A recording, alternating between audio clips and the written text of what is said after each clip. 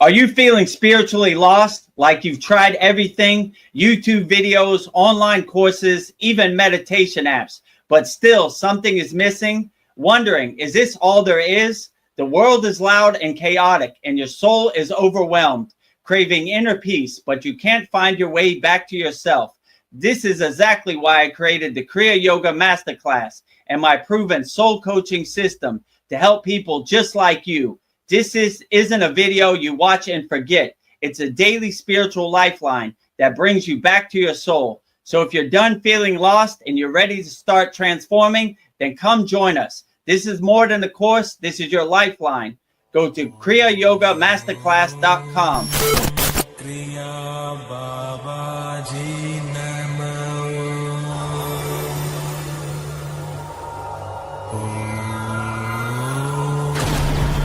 Kriya Babaji Namo.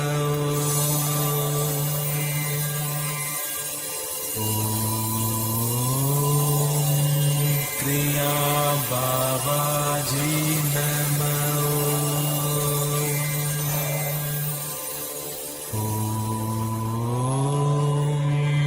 Kriya Babaji Namo.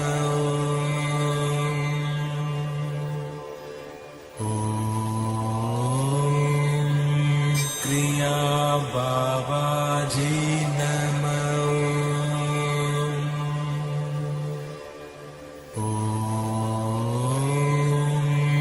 Kriya Babaji Namo.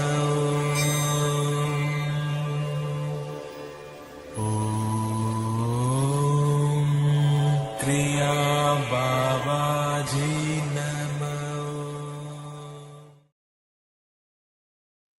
Welcome to our July 16th Vedagurudev's live Kriya Yoga Q&A Satsang. As always, I'm joined by our esteemed guests. We have 5 guests, as always. Goddess Lakshmi Devi, Lord Shiva, Lord Ganesha, Babaji, and Mataji. And I will say the mantra for each one 3 times. First, Goddess Lakshmi Devi, the goddess of infinite abundance, wealth, and prosperity, 3 times.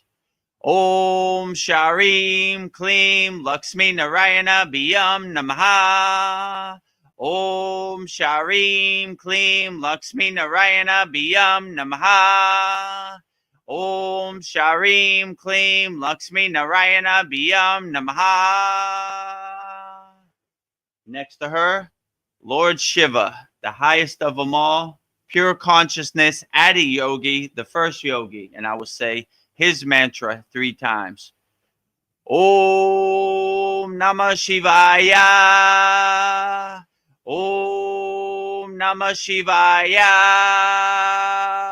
Om Namah Shivaya. Next to Lord Shiva is Lord Ganesha, the Lord of success, the remover of all obstacles. And I will say his mantra 3 times. Om Gam Ganapataye Namaha. Om Gam Ganapataye Namaha. Om Gam Ganapataye Namaha.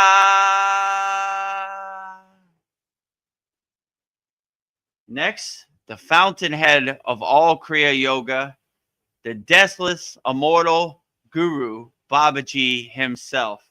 And I will say his Mula mantra 3 times. Om Kriya Babaji Namo. Om Kriya Babaji Namo. Om Kriya Babaji Namo. And last but not least, the deathless Himalayan yogini, Mataji. And I will say her mantra 3 times also. Om Kriya Mataji Namo.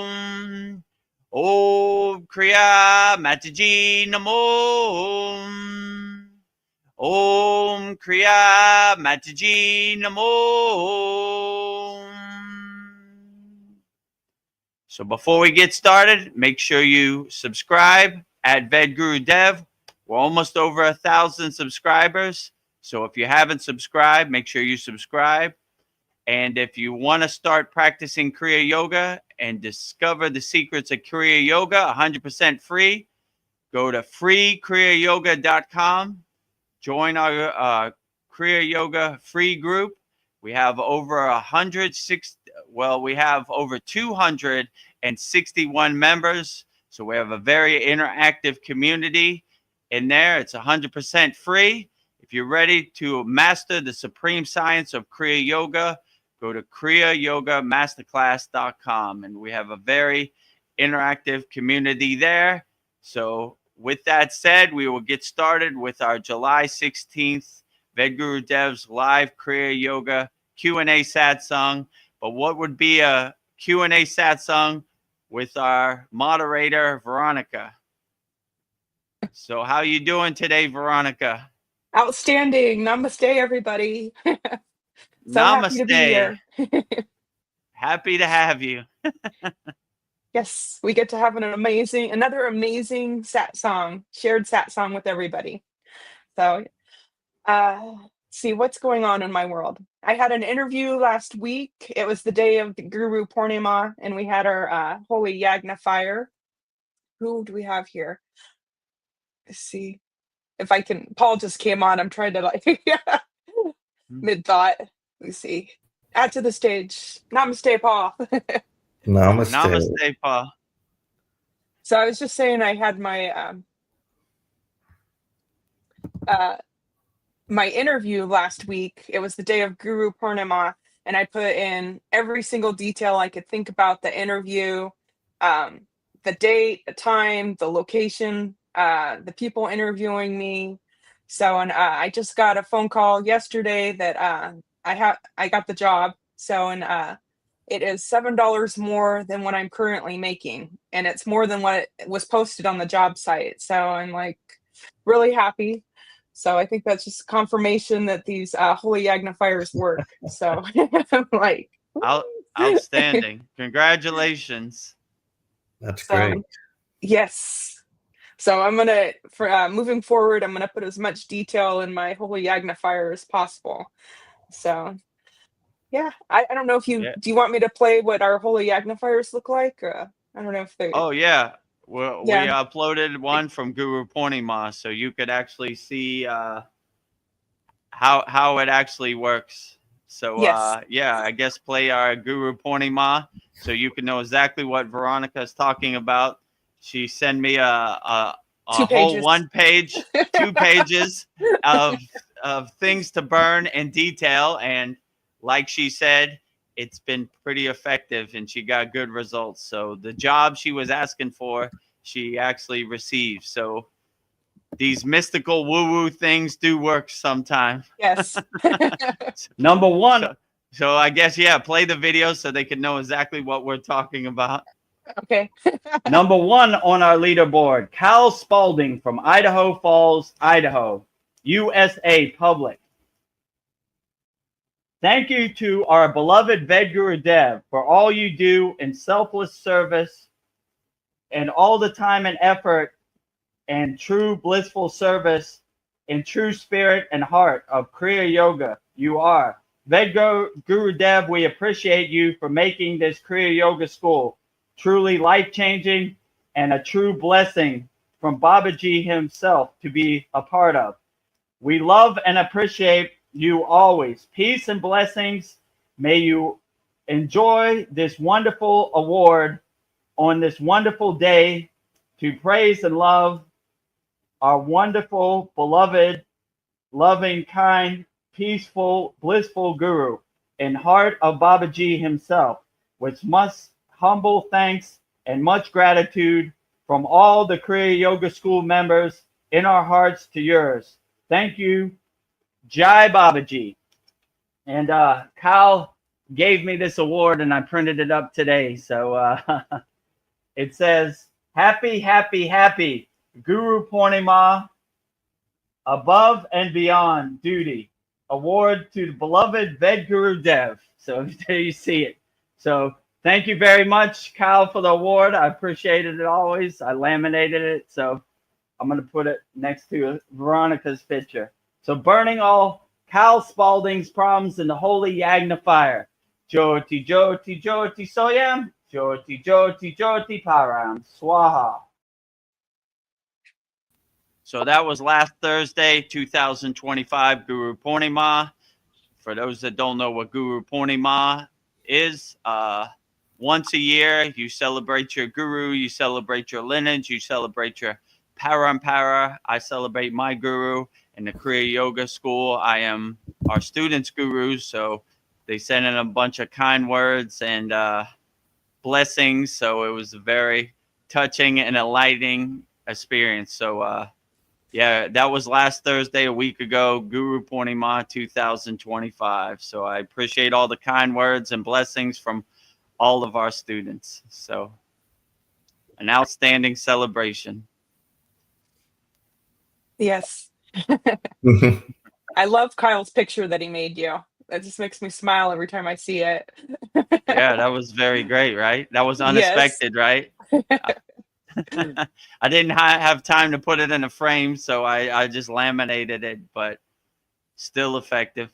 Yes. we have a great collection of Guru Purnima paintings. Last year, Veronica painted me a very great Guru Purnima painting and sent it all the way to Thailand. So if you join our Kriya Yoga School Masterclass, you could see it every Saturday sitting right next to me. Yes. You know, and Cal's picture is there also. So it's a good reminder of how much progress we made over the last year. So, yeah, it was a very great 2025 Guru Purnima. So if your guru list out here in the world and you want somebody to be your guru, join our Kriya Yoga School Masterclass, and it'd be my true blessing to be your guru and walk this Kriya Yoga path with you. So if that's something you feel you need and you resonate with and you need a guru, it'd be my true blessing to be your guru and help guide you and coach you on the path of Kriya Yoga. So all the information is on the screen. So let's get started. Let's plant that tree today, not tomorrow, not 10 years from now. Today, let's get started, because you definitely need some tools out here in the world. This crazy, Maya, delusional, chaotic, distracting, conditional world, you know. Yeah. I feel compassionate for people that don't have some spiritual techniques or some kriyas in their pocket or in their toolbox to help them navigate this Maya delusional world, because it is definitely crazy. Even me, I have some techniques, I have some tools, but it gets hectic all the time for me also, right? I have to put up my shield. I have to take a couple deep breaths before I go out into the world of Thailand. They have so many motorcycles and driving every which way. The traffic laws in Thailand have no meaning at all. No one obeys them. They're going the wrong way, the right way. But it's just crazy. If you pull up to a light, there's 10,000 motorcycles up in front of the light, right? So you're surrounded by chaos everywhere you go. So it's good to have some tools to help integrate into your life, to help you maintain a mindful, meditative state no matter what you go through in life, because it is definitely chaotic and distracting out here in this Maya delusional world, 100%. True. So is Kyle an artist or a graphic artist? Did he paint that, or does any of you know? I think he got it off the internet. Maybe he asked AI to make it, because it's not like a painting. It's like a real image. So, Okay. yeah, either way, the Shakti, the blessing was there. Yes. Yeah. So I don't think he painted it. He got it. He downloaded it from somewhere on the internet, but still a great blessing. Sure. Oh yeah, so I've got bunches of stuff that I've been collecting through the week. Yeah. So I just put 2 things up, and I noticed that Vedagurudev had already seen it, but I'll talk about the first one. Was the that I came across this week was this Space Force, official U.S. Space Force video.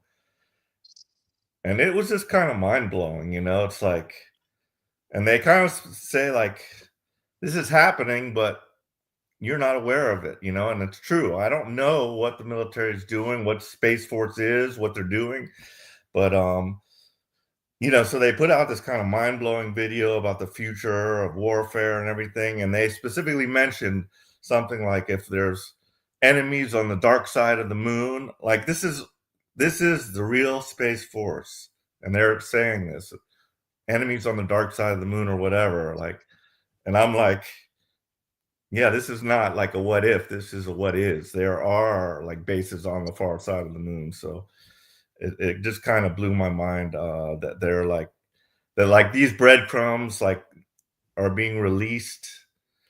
And I also put on my Facebook that like I think this is how they do it, because like they're caught up in a big web of lies since 1947, since Roswell crash. They like put out a press release, yes, there's been a UFO crash, and then they redacted it, and then they covered it up, and then they like had these think tanks look in on, hey, what should we do here? Like, if humanity's like made aware of the reality of UFOs, what will happen? And they were like, oh yes, religion is going to collapse and society will collapse, blah, blah, blah. So they haven't, so they said, oh, okay, then we better not like tell anybody about this. But so slowly, through like movies and stuff that they show us, and now these like certain little press releases and things that Trump says, it's just like, yeah, they're like just warming us up so that we don't like actually go crazy. Anyway, that's what I think. So what do you guys think about that? Yeah, well, the Space Force and all these things, like I always say, if it doesn't affect you in the present moment, it's good mind candy and it's good popcorn to watch while you're watching the movie. But yeah, I mean, these, to be honest, these liars tell lies, So like I always say, it's Lucy with the football. Like, oh, well, hey, we're gonna give you a little something. There's something on the dark side of the moon. Okay, show it to me. Wait a minute, you're gonna jump out the window. Can't have you jump out the window. Like, you're trying to protect me from myself. Just tell me everything. I mean, Tell me the truth. I saw something yesterday about Epstein or whatever. Like, nothing to see over here. What do you mean? Like, I don't know, that it's Lucy always pulling the football on Charlie Brown, So I would just watch it as the detached witness, the same way you watch a movie. Like, here comes Kramer through that door in Seinfeld. I knew it was going to come. There he is, So it's the same thing over and over. But we, as yogis, we don't look for other people to save us. We save ourselves. So we just kind of look at this the same way you would look at the Incredible Hulk turning red on the new Hulk movie or Captain America, whatever it's called, and you would just say, all right, well, that's interesting. There's a red Hulk now. I thought Hulk was green, but now he's red. Who knew, Yeah. Same thing. Space Force, like Dark Side of the Moon. Okay, well, we'll see what happens, but I'm not attached to any outcome or any narrative, because that's how you get disappointed. I just kind of look at it like clouds passing in the sky, Here comes the liars with their playbook again, Let me tell you a story about the dark side of the moon. Yeah, no thanks. You know what I'm saying? Or that's why it's called his story, right? His story, right? They're making up their own ghost stories again. Okay, well, how does that affect me in the present moment?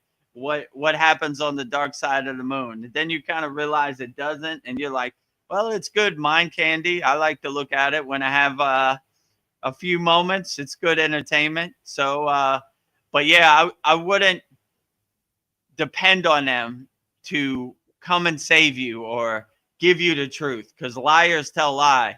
I don't in my opinion, I don't know what they ever told the truth about. I think everything they say is a lie. So anything they tell me, I'm like, there they go, running that liar playbook. You know, well, I don't know what happened to Are we still talking about Jeffrey Epstein? Why? Oh. You know, like, cause like it's basically seeing the Wizard of Oz behind the curtain. Like, there he is. I saw you, liar, again. So yeah, that's kind of how I look at it. But if you don't get attached to their playbook or their psyops or their subconscious messaging, you just kind of become the detached witness. It's almost like watching a movie in the audience, getting your popcorn, like, here we go, like what the dark side of the moon. And you can really see when you look behind the curtain and see the Wizard of Oz, how they look at us, right? They give you a preview. Wait a minute now. We can't tell you about aliens because you're going to jump out the window. They think we're such losers, such sheep, such slaves that we can't even, we need them to control us, right? Like, let me tell you how you should live your life, right? I can't tell you about aliens because you're so stupid you're going to jump out the window. Like, these are the people we look to as our leaders. Yes. I don't believe anything they say. They say go right, I go left, right? Like, you look at us so stupid, like such sheep and slaves, that we're not even in control of our own life. Like, wait a minute, I can't tell you about aliens. You're going to jump out the window, Like, I'm not going to jump out the window. I want to see it. Show it to me. Wait a minute now. Nothing to see over here, Well, we can't show you the Epstein list. Why not? Show it to me. I want to see. You work for us, You're a civil servant. You work for the American taxpayer. Show us the list. Wait a minute. There's nothing to see over here. Like, who knew? He just hung himself. I don't know why. He's crazy. People do that when they get in jail. Like, really? there they go. Lucy with the football again. Here comes Charlie Brown. Today he's going to kick it. Today is going to be the day they release the list. Whoop. Today is going to be the day SpaceX talks about the dark side of the moon. Whoop. So, like, I want to go into the Peanuts comic and just hold Lucy. Hold it. Kick it, Charlie Brown. Yeah. She's going to pull it. Let her not pull it, Hurry up, kick it, Charlie Brown. So it's the same thing. They run their playbook, That's their job, You got me fired up. Yeah, but my answer kind of is that ultimately I realize that there's no way to know what's going to happen tomorrow. That if we do our work, we're going to be good and we will not attract any negative outcomes to us. And if something comes, we'll be fearless yogis and we will just, we'll just do it, good. Well, I'm liberated, I'm an eternal being. And so I understand that aspect of it. Like I like to know what's going on. Like I feel I know what's kind of going on this planet, and I just like to know what they're up to. So I'm just curious, as if like in the population, and this goes for like yogis too. Like there's so many sleeping people that like don't know about yoga, and yet they also don't know about any of the stuff that we're discussing right now.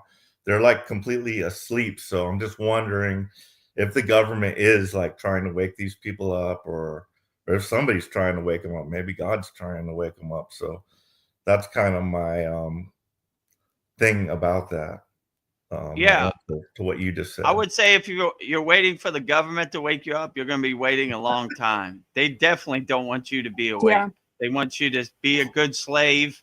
Just regurgitate their narrative. They want their narrative to become your narrative. They want They just want you to go to work and sit around the water cooler and just regurgitate exactly what they say. So awaken, higher consciousness, doing your inner work. They hate that. They think they want you to be conditioned to think that that is woo woo mystical, that doesn't work. Like, why do you need to liberate your own soul? You don't need that. Just listen to the government and regurgitate exactly what we say. So, yeah. So once you start becoming sovereign and you start doing your own inner work, you start really not depending on anybody to save you. You save yourself. So, like, yeah, these yogis, they always stay in a fearless state. Like you said, like, no matter what happens in the world, we're fearless yogis, right?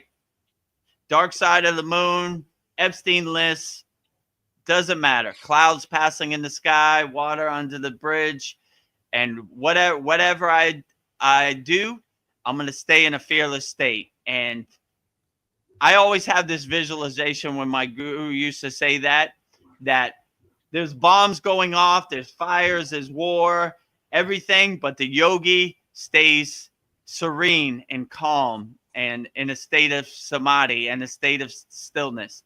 Like, no matter what happens out here in this world, I'm unaffected by this Maya delusional world. So, but it takes some practice, that is for sure, So, yeah, I would definitely look at what happens in the world as like clouds passing in the sky and not get too attached to it, and just stay a fearless yogi. And anytime they come with their ghost stories, you could say, how does this affect me in the present moment? And you begin to realize quick, it really doesn't. They're always telling you why you should be in a fear-based state about some faraway place that you can't verify. Like I said to Veronica before, if you go outside, look up in the sky, there's no airplanes, there's no bombs, there's no fire. Life is good, Are there any UFOs? So, I don't see any UFOs right now, Okay. but it's the day is early in Thailand, maybe in the afternoon. So, like, if a UFO comes, I welcome them. Like my guru said, come in and have tea, I feel the aliens' energy. Oh, these are divine, higher frequency beings. I've been waiting for you to come. I stay ready so I don't have to get ready. Come inside my house. Let's have some tea. I have some questions. What is it like to be an alien? How far away did you come from? My house is your house, so this type of stuff. So, yeah. So, if it doesn't affect you in the present moment, it's just ghost stories. And their job is to tell you some ghost stories and get you into a lower fear state so you're easily controlled. But if you don't care, then their ghost stories have no effect on you. It's like, yeah, sure. All right. Like, whatever, My guru used to say, ghost stories are good for the campfire, but it doesn't have no meaning or no effect on your inner work that you do every day. So just do your inner work. If you got a few moments and you become the detached witness and want to look at social media or mainstream media, just look at it the same way you look at a movie in a movie theater. You're not in the movie. You're not attached to the ending of the movie. You're not trying to control the movie. You're just watching the pictures go by. How would they say it? Suspending disbelief, right? There's not a real Iron Man. There's not a real Red Hulk, but you just suspend your belief and look at the pictures going by. Like, I'm not attached to it. Oh, whoa, look at that. Incredible Hulk jumped real high in the sky, I thought Hulk was green, but he's red today. I suspend my belief, He'll be blue tomorrow, and he'll be purple next week, and next year he'll be black. Who knows, Yeah. So you suspend your belief. So anytime I see some things on the news, I haven't watched my TV in like 3 years. It's like a wall ornament. I don't even know what to do with it. It's just there, So, but every once in a while, when I go on Instagram or wherever, I try to post and ghost, and there's one of those things like, oh, P. Diddy. I was like, oh, he got me, I was trying to post and ghost, right? Post. Oh, man, I saw P. Diddy. That half a second I was here, and now it's in my brain. So they're always trying to make their narrative become your narrative. But if you become the detached witness and look at this the same way you look at a movie, my guru used to say, you're standing too close to the TV, Vedagurudev. Back up. Give some distance, You're too consumed with what the TV is. You think you're an actor in this movie. You think you're on the front line of a war. You think this flag identifies you, or your religion identifies you, So once you create that distance and become that detached witness, you see, you don't identify with any of this. Like none of this really matters. Like you don't want other people's trash to become your trash. So you kind of like, no thanks, I'm over here, So yeah, I would just say become the detached witness and kind of just watch it the same way you watch a movie, sitting in the audience, get your popcorn and watch the scenes go by. So I've got some thoughts. Oh God. Do you have some thoughts? Because because I'm fired up. I want to say something. You go, and then I'll tell part 2 of my thing. I'm like, so what? So what if we know the truth? Who's controlling this world? Who's orchestrating everything? What our past is. Everything's is being manipulated, and even if we have undeniable truth, it does no good. The only thing that's going to stop these evil things in the world is if we take action. But we're just sitting back, waiting for somebody to save us. And even the spiritual community's in on this. Oh, wait for mass ascension, and it's going to save you. Like Dolores Cannon and David Wilcock. Oh, just raise your frequency and you'll be part of the elite and you'll be saved. It's bullshit. And I just assume everything's a lie. And I'm not waiting for these amazing things to happen. I have to make these amazing things to happen.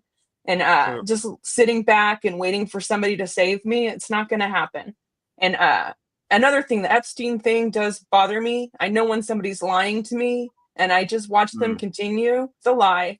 The cover up of the Epstein files really bothers me. It just shows you, they lie to your face. They're true. You were just supposed to accept all this, and just because they say it doesn't exist, we know we've been talking about this for years. It exists. They're just protecting each other, and it doesn't matter what. They're all on the same team. It's not red team, blue team. They're all on the same team, and we're being governed by people that are being blackmailed by other people, and these are the people that are running our government. I mean, I want to know the truth, but it just seems like everything's lies. I don't know, and the truth will set you free. So I do want to know the truth, but it just seems like everything is just a lie. So I'm getting off my soapbox, but like,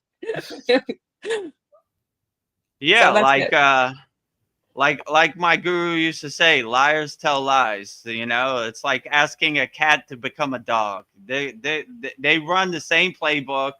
Like you know what they say. Nothing to see over here. P. Diddy got some baby oil. No, tell me. Wait a minute. I can't tell you because who knows what you're gonna do? You might jump out the window. It just gives you my father used to say, when you turn on the lights, you see the cockroaches. Now the lights are on and you see the cockroaches, like, there you are. I see you right there. Not here, not here. Oh yeah, I see you. I like when Krishna says in the Bhagavad Gita, your ego's always hiding behind that tree over there. Like, I see you over there, ego. No, not here. I see you behind that tree. I know you're there. You're right. I see you. No, nothing to see here. Nothing to see here. Are we still talking about that Jeffrey Epstein? Yeah, we want to know who bad people are, right? We're tired of your lies. Give it to us straight, right?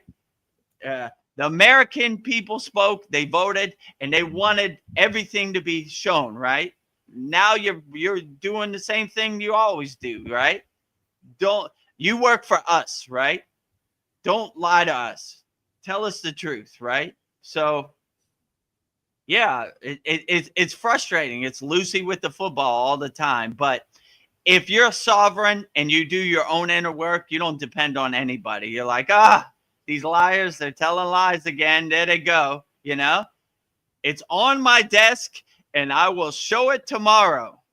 All right, here's tomorrow. Well, wait a minute. Nothing to see here. Nothing to see here. Are we still talking about that? Yeah, we're talking about it. We want the cockroaches to be seen in the light, right? If you're one of those people, you shouldn't. We want our leader to be honest and upfront. And that's probably never happened since the start of America. Yeah, I think this Epstein thing's is waking people up because they're like, this makes no sense. Like, yeah. I mean, I hope so. But I was very disappointed when the C word happened because, it's almost like sheep's being sent to the slaughterhouse. It's like, wake up. Like, they don't care about us. They don't. Like, how could I say this? We got a one solution thing. Put some chemicals in your body and you'll be protected. Obviously that didn't work, but what about the sun? What about the prana in the atmosphere? What about the exercise? None of that works. Stop thinking. When I went to Catholic school, I always liked when they say thinking is a sin of pride. Why are you thinking? Don't think. Don't use your own discernment. Don't use your own discrimination. Just regurgitate what we say, right? For you to go to work, you have to put this chemical in your body, right? Like, I mean, they basically stopped the world for 2 years for their fake narrative and their slavery, right? Yeah, I like to call it the plandemic. Plandemic, yeah, good way to put it. Like, you want to go to work, you're gonna do what we say. You're gonna be a good slave. You don't want to eat, you're not. Then we're gonna make sure you can't go to work. If you don't do what we say, then you can't go to work. So that just gives you a preview of what type of people we're talking about. That killed millions of people around the world.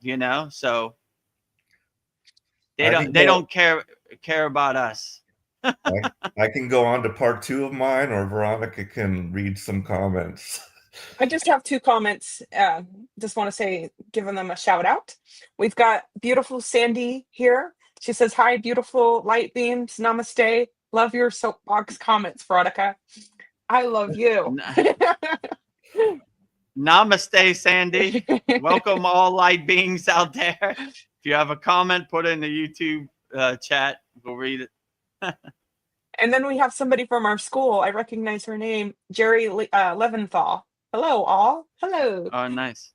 Hello, Jerry. Glad you could join us. So happy. Welcome. If you have any questions, please put it in our YouTube chat. Yeah, so part 2 is I put out another video. So yeah, I just, like, if I wasn't thinking about this stuff, I don't know, like, literally how I would, like, when I'm at work and I have nothing to do, like, I'm not that good that I can just sit there and chant and meditate. Like, if I could, that's what I should be doing at that time. But I can barely just do my sadhana in the morning, and I do a physical yoga in the afternoon. So, like, I'm really getting 2 yogas. So I can't, like, put myself down too hard. You know what I mean? But, like, when I'm at work and, like, there's no customers, I'm just like, I gotta occupy my mind. But anyway, so part 2 was I was watching this video, and this also has to do with, like, there's nobody coming down to save you. But in the community, patriot community, or whatever kind of community, the underground, because I don't get most of my news from mainstream. It's like Rumble and stuff like that, but on Telegram. But anyway, so this guy talking about, so this is a concept that there's this thing coming called Nisara Gasara. And there's no doubt about it. Like, the US dollar is dying, a new currency is evolving. So this is part of the narrative, but you have to somewhat pay attention to this, if you want to do well. But so they say about cryptocurrency and stuff. So I do have some XRP. And by the way, I had like $2,000 worth.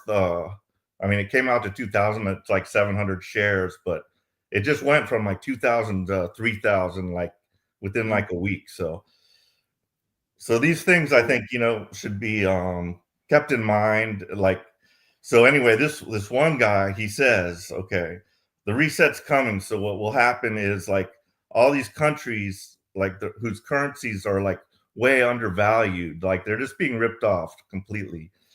And like $1 is worth like, one US is like 1,000 of theirs, or some stuff like that. So when this happens, when this financial reset happens, all currencies will be like reevaluated according to the wealth of the mineral values and stuff in that country. And basically everything would be leveled out. So those currencies would gain much value, so they said basically you could buy like $60 worth of the Vietnamese bong or something like that. And then when this happens, that will become worth and that's like $1 million worth of their dollars. It's called like, a million of those you get for 60. And then they say when that happens, then that $60 of yours would like turn into like 2 million US. So, it's kind of crazy, but it's like better to me. It's better than just playing the lottery, like that's some kind of information that makes kind of sense to me. And so I would just go out and get yourself $60 worth of Vietnamese currency at your bank and just put it in an envelope and see what happens. But, as far as the whole Nisara Gasara and, somehow I think the wealth has to be redistributed. All the evil ones have like 90% of the world's wealth and everything like that. So thoughts on the subject, anyone? So they said if you buy $60 of Vietnamese money, then you'll have $1 million. Right now, that would get you 60 millions worth of that currency. But yeah, it's only valued at 60 US for $1 million of theirs. But then they said once the reset happens, that would balloon into like the equivalent of you having $2 million US. Anyway, basically it's going to go up massively. And if you had 60, that's going to multiply by who knows how much, as we said, nobody knows what's going to really happen, but predictions that currency will go up. I live close to Vietnam, and their currency isn't too valuable. Exactly. That's the whole point. So the playing field will be leveled. You buy it at their cheap price, and then all of a sudden, when the playing field's leveled, it goes back up to like a fair price. So I would say if you want to make a $60 investment, why not? Maybe you only lose $60. I wouldn't invest $1 million. No. But yeah, see, why not? If you could find some, I don't even know what they call Vietnamese money. If you find some Vietnamese money, I put that video on the school site. So if I you saw watch the video, it like explains. So you should be curious to know like what they're saying as far as like, because that goes kind of into the sense that like something's going to happen, and things are going to turn around for the better, which I think they will. So how it comes about, I don't know, but yeah, like God wins, right? God wins every day, all day, for sure. Jerry Leventhal says buy gold or silver. I've always heard that too. That's true Yeah, too. you But can't. like, I can't, like $60 worth of silver is not going to gain me a very big profit. Whereas this is like, these are like huge this is like getting in on the ground floor of like Google or Amazon or Facebook. Right before they took off, those people bought like a very small amount of stock and became millionaires. But gold and silver, yes, it will definitely evaluate, but it's expensive to buy even at current prices. And a lot of people don't have that, but you got $60 that you could buy some Vietnamese currency with, and just like put it in the closet and cross your fingers. Are you able to get Yeah. Vietnamese currency where you're at, Paul? Yeah, well, I actually just went to my bank today because this is like the second time I heard this. So like when things hit me multiple times from various sources, then I tend to like think, okay, this could be something to listen to. But I know. yeah, I went to know my, I could get $60 of Vietnamese currency easy because that's yeah, in my area. exactly. I went to my bank and they do sell, you can buy currency, but for some reason they don't offer the Vietnamese. But they told me that there's a currency exchange in a mall near me, so I will go down there and just get like, 60 or $100 worth, just for, I do believe it, it's like you can definitely make money exchanging currency. It's done today, but like things are changing drastically and like something big's going to happen. So I don't know. Jerry has some Yeah, comments on this. Jerry great. Leventhal says that it's going to multiply 10 times. Check the charts. Okay. Nice. Yeah. So What if, Jerry says get gold and silver, right? And Paul yes, says get Vietnamese. What is Vietnamese money called? I forget what it's called. It's something like bong or bing or bong. Yeah. Bing bong bing. in Thailand, in Thailand, the money's called baht, like BAHT, right? Baht, right? So that's why it makes me laugh. In this area, like Southeast Asia, they have a bunch of funny names for their money. But My father my father told me a funny joke, right? Like a long time ago. Yeah, it's kind of racist, so use your own discernment. He goes, "How does Chinese people name their children?" I go, "I don't know. Father, tell me." He goes, "They drop the silverware on the floor. Ching chong, ching ching chong, ching ching." I was like, Oh. "Oh, well, that sounds a little kind of racist, but I get the point, that blue collar American humor." Those languages are like very difficult to learn, because it's like the tones and everything they use, it's just like, and even the writing, my God, you have, symbols, what does this like X looking thing represent? It's like, wow. Yeah. In Thailand, their writing looks like spaghetti. I call it spaghetti, right? It's just a bunch of squiggly lines. I can't read it at all. And yeah, like you said, they have tonality in Thailand. So depending on your tone, what's a good word that has different tones? So like soy can mean beautiful in the right tone, or soy can mean street, or what else? There's a bunch of things that soy means, right? So depending on the tonality, it's like soy, soy, soy, soy, soy, soy. So it's like I don't even try to do the tonality because it goes totally over my head. Like sometimes they look at me like there's an example, like if you want salt, it's called klua, right? But klua also means scared. So sometimes I go to a restaurant and say a little bit of klua, like a nitnoi, right? And they go, "Klua, what are you scared of?" And I'm like, salt, like, so yeah, they think you're scared, or like, depending on way. So if you say something's beautiful, like soy, and they would be like, "What street are you going to?" And you're like, I'm not going to the street, soy, you know, like that. It's that tonality in there. But yeah, I understand. And they write their language backwards, so they read it kind of backwards, right?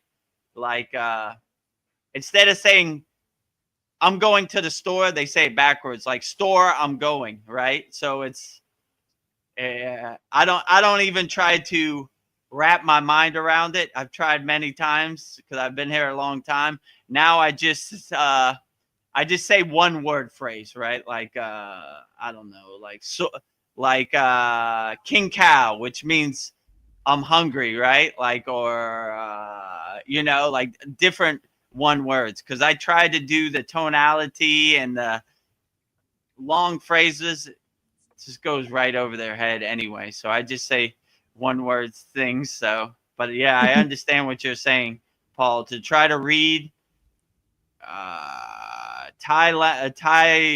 Sanskrit, or to try to get down the tonality, you almost have to be born with it. Like my daughter, because she was born Thai, so she's fluent in Thai. She has the tonality. But for a Western person to kind of wipe the slate clean and go backwards and, you know, learn the language and the tonality, it's kind of difficult, I would say. Yeah. I'm thinking And like this goes back to like the Tower of Babel, where they split the tribes and there used to all just be one language on the whole earth. And then, you know, in order to like confuse things and, you know, make sides and things like that, they, you know, split everybody up and gave different languages. And, you know, so I like to think about like, you know, you know, tales like in the Bhagavad Gita and in the Bible, you know, like, so, you know, the Tower yeah, of Babel, I don't know the whole story to that, but I think that was about that language, the splitting of the languages and stuff. yeah. If they divide and conquer you and give you a different language or give you a different flag, it's easier to control. Or religion. If yeah, religion, perfect example. Like for the 1% to control the 99%, they have to divide and conquer. You can't talk to this person, they're a Muslim, or you can't talk to this person, they're a Buddhist, or they have a different skin tone than you, they have a different flag than you. There's millions of these things to kind of divide and conquer you. But as a DJ, I've been to over 56 countries, and pretty much everybody around the world, whether they're Muslim or whatever, they're trying to do the same thing, right? They're trying to feed their family, they're trying to be happy. So, but it's hard for you to hurt somebody if you see yourself in that person, right? So that is part of their plan, divide and conquer. Like you said, the Tower of Babel. We can't have all these people united under one language or one religion or whatever, right? So we need to separate them so they fight each other. And my football team is better than your football team. Your basketball team stinks and my basketball team's number one. That type of stuff. But the message has been relayed to me that higher astrological beings, they don't subscribe to any of this. On a higher frequency plane, there is no religion. You know, there's just peace and harmony, which I like to subscribe to that visualization. So yeah, just look at people for what the energy their soul trying to radiates and glows with.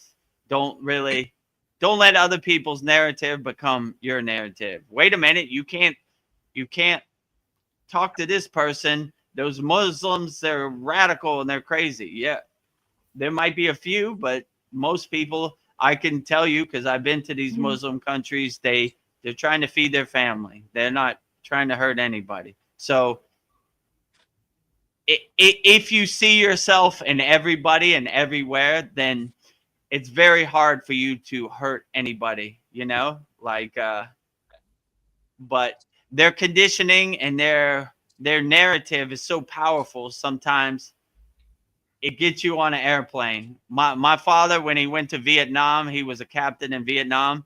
He said when he got on the plane, he said that he felt duped. They tricked him, right? Like, what am I doing here? You know, like I drank the Kool-Aid, Yeah. Now I'm on the airplane and I'm about boots on the ground, about to get my ass shot off for some fake narrative so some rich elite guy could buy a boat or whatever, If they believe in this so much, why don't they come? But they send the slaves and the sheep to be on the front line while they sit in their ivory mansion, just laughing at us idiots, who make the ultimate sacrifice for their narrative. So yeah, I don't know. So yeah, I would just say do your own inner work and don't let other people's narrative become your narrative. That's probably the easiest way to say it. Well, Mariana, she just popped in. She says, "Hello, beautiful people. Missed you guys." And Miss then you too, Mariana. yeah. And yes, I had physical gold. So we've got some people that have gold. Sounds like a good plan to Yeah. me. Gold, silver, some Vietnamese money. What was it called again, Paul? I think it's like bong, but the videos on the free school site. You can just watch that video and you can like find out exactly what they think's going to happen and the name of the currency and everything like that. So if you want to know, go on to our Kriya Yoga school community. Paul posted a good video about collecting some bong. I think it's titled something about financial collapse. Bong water? The name of it, but yeah. What would the world be like if we were all millionaires? That'd be amazing. Can't be if I have everything I need, you can't control me. Yeah, I mean, that would be financially liberating, mentally liberating. You wouldn't have to worry about your needs. You would, hopefully save your money and just spend money on whatever you needed, and I would wish for the day that everybody is a millionaire. Yeah. Financially and spiritually. My guru used to say, we might not have a lot of rupees, which are Indian money, but in the bank of Babaji, we're spiritual millionaires. So yes. I like to think that way too. So, so I wish everybody to be a spiritual millionaire. If you don't know how to go about that, you like on our screen, go to Free Kriya Yoga, you join our free Kriya Yoga community, and or if you want some advanced techniques or some techniques, join our Kriya Yoga family, master the supreme science of Kriya Yoga, KriyaYogaMasterclass.com. So yeah, so our free school has many Indians in there, so Indian approved straight from the source. So I guess they enjoy our community. So if you want to join our free Kriya Yoga school, we have over 261 people, I think now. Yeah, almost 300. And the majority of those are Indian. So if you know anything about Indian people, this is the national treasure, yoga, right? So if they say they give their approval, then it must be good. Yes. So if they approve, which they usually don't approve on nothing, then it's for everybody, right? No matter what your country. So if you join our free school community, then make sure you introduce yourself, put your emoji flag whatever country you're from, and we're trying to give Kriya Yoga to every country, every territory around the world. So everybody's welcome. You don't have to be Indian. You could be from Antarctica. We would love to have you, right? And if you enjoy the value in the free Kriya Yoga School, join our paid school. No pressure. Sandy Nicole, you crack me up. We were talking about the Vietnamese money. It's called bong. She says, "What would the world be like if my bong water was worth something? You'd be so rich."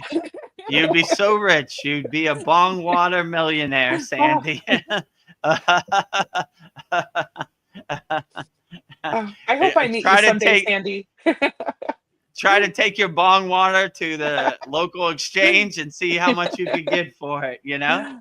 Yes. Hopefully, tell her I went on the Kriya Yoga School community. I watched Paul's video. He said bong was worth a lot of money in the future. So I'm here to exchange my bong water into real fiat currency, right? It's valuable. How much can I get for this bong water, right? You know? Waste not, want not. Yeah, give it a try, you know? I mean, up until a few hours ago, I didn't know Vietnamese money was worth anything, but now I know. So you might get lucky. Yeah. My mother used to say, shoot for the stars, maybe you hit the moon, right? So if you can get more than $5 for your bong water, it's probably worth it. Yeah. I just had a visual of Sandy showing up to the exchange with a bucket of bong water or however you would transport it. Like, how much can I get for this? What is this? This is bong water. You know, $1 million. It's priceless. My bong water. Hopefully they understand and they give you something for it. Yeah. That'll be our new gasoline. Who knows? Run on bong water. The future's bright. Did you have anything else, Paul? I did, but as we were talking, it like left my mind, but I'm sure it'll come back to me eventually. I was thinking some ways to like raise our frequency, and it really is, what we choose to focus on, like being in a state of gratitude even when bad things happen. I have the thought, like, everything that happens to me is for my greater good. Positive thinking, forgiveness, acts of kindness, what I consume, not just thoughts. I don't know, people that I'm around, music, entertainment. I don't know. Can you think of anything else that would raise our frequency? Yeah, if you line yourself and center yourself, pretty much everything throughout the day, if you see the beauty and enjoy it, everything aligns your frequency. So if you really stop taking for granted nature and you look at the tree and you see the vibrance and the beauty in the tree and the awe in the tree and the beautiful nature symphony, then that aligns your frequency. If you hear any kind of music and you see the beauty in the soul heartedness in the music, then it uplifts you also. So once you kind of remove all the blocks and all the obstacles and resistance, then you start really seeing the beauty in everything. Like, there's nothing really you don't see the beauty in. So everything begins higher consciousness upliftment in everything. You see the beauty in a smile on a baby's face. You see the beauty in the sunset. You see the beauty in the sunrise. You see the beauty in the sun. You see the beauty in the wind, the nature, the birds, like the butterflies, everything, all the animals, squirrels, cats, dogs, everything starts to become a highly uplifting, higher consciousness practice in everything you do. So the main thing is to clear all the blocks and clear all the resistance and obstacles in your body, and always start raising your consciousness from the root to the crown. That's in our school. That's how we always breathe, from the root to the crown. We're always bringing the elevator up, so most people want to take the lightning path. They did want to go to the top floor, but in our school, we go slowly and gently from floor 1 all the way to floor 7, if you know what I'm saying. Yeah. So we have a slowly and gently practice awakening our kundalini, unblocking all 7 of our chakras. So yeah, I would just say take all the trash.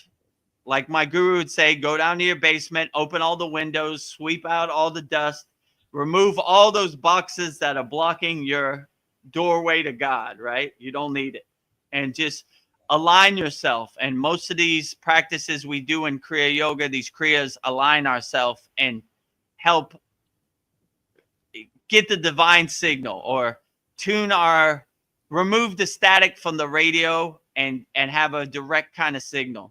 And all the distractions and obstacles, we kind of dissolve those, or take the trash out to the curb. We don't need this. So if you see everything as like a higher consciousness alignment, then your whole 24 hours a day, daily practice, everything would be aligning, bringing your awareness up. And that's what I try to do in our Kriya Yoga school. It's not just sitting on a meditation cushion for 10 minutes. 24 hours a day we're meditating. Everything becomes a mindful meditation.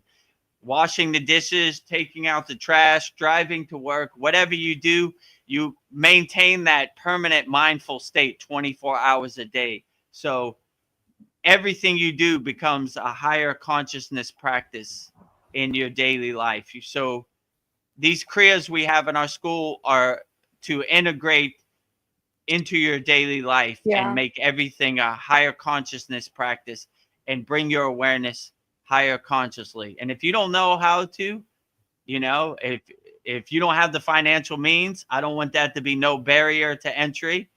Go to our free Kriya Yoga school. We have some great beginner mini courses and give you a framework of what Kriya Yoga is.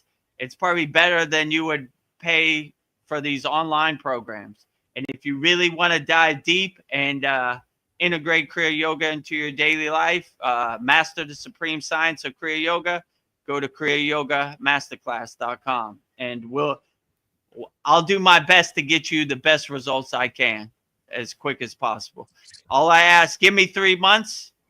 If it doesn't work after 3 months, you can cancel. But give me 3 months. So yeah, and we'll do the inner work, and I'll be available for you 24 hours a day. We just started a new live call of soul coaching inner circle. So every Wednesday it's a private call. It's not recorded. No one sees it.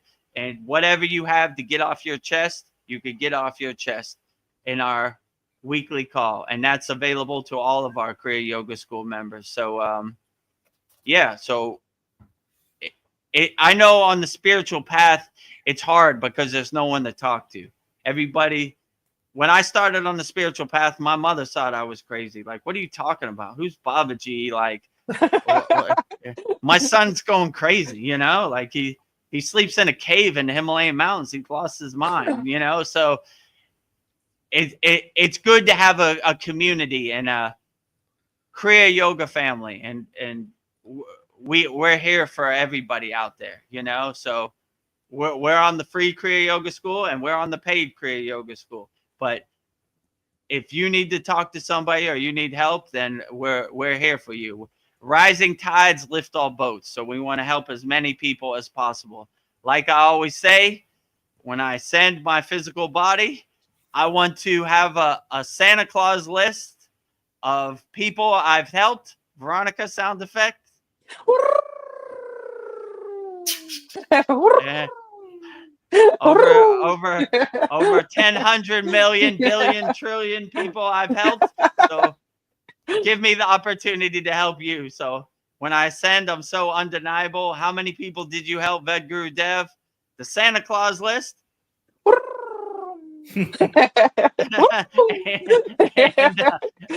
and I will be so undeniable they can't help but open There's the no pearly end to this gates. list. There's no end, right? Yeah, this is the longest Santa Claus list I've ever seen, right?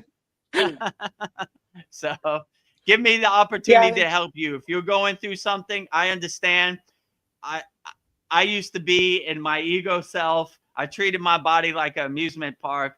I'm not some blissed out yogi who hasn't experienced. I've been where you've been. So let's get you the help you need and help you overcome. And we'll get to work. Like my guru said, best time to plant a tree is 10 years ago. The second best time to plant a tree is today. So let's plant that tree today and get you the help you need. And let's get you some tools to help you navigate this crazy, distracting, chaotic world out there. Because without some tools, it's very overwhelming. I'm compassionate for people out there who are going through it, because I know. And I thank God for Kriya Yoga every night, because it gave me some tools to help me better navigate this world. So yeah. if you need some tools, all the information is on the screen.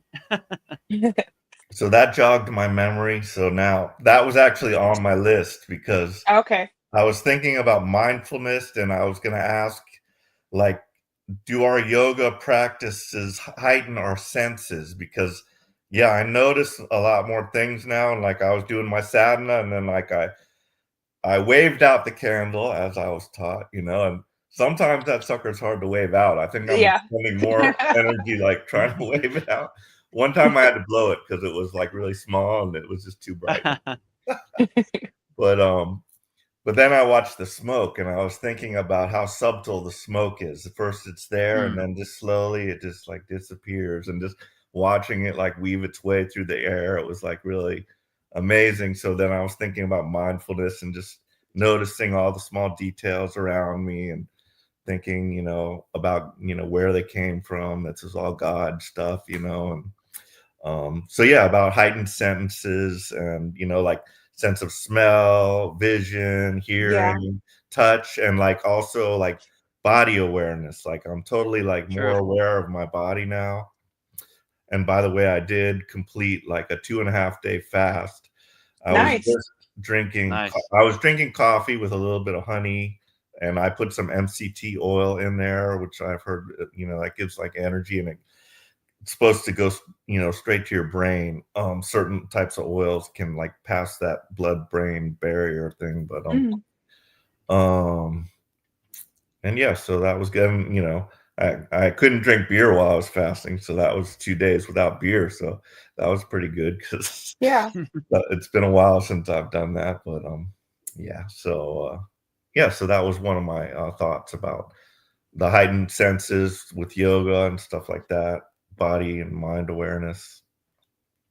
Yeah, I would definitely say the more you do your sadhana, the more you practice yoga, the more you have a heightened awareness. Like I notice like the colors and like all my five senses, all my indriyas are way more heightened. Like the sounds are more profound to me. The smells are more profound to me. The sight is more profound to me. The taste is more profound to me. The feeling is way more profound to me. So like you said, I just find myself looking at like the smoke, like, wow, look at that smoke. That's so beautiful. How stuff I would take for granted pre-Kriya Yoga is this way more vivid and way more profound now that I practice Kriya Yoga. Mm-hmm. And like I said, just by doing the sadhana, you indirectly, like all of our kriyas in our school are always bringing up our awareness, right? We're always, everything we do, breath, meditation, we're always bringing it up to the like eyebrow chakra or the crown. So we're always constantly bringing that up. And a byproduct of that is this, you become more sensitive or more tuned to the energy out here in the atmosphere, and you become like a solar panel collecting the healing rays of the sun.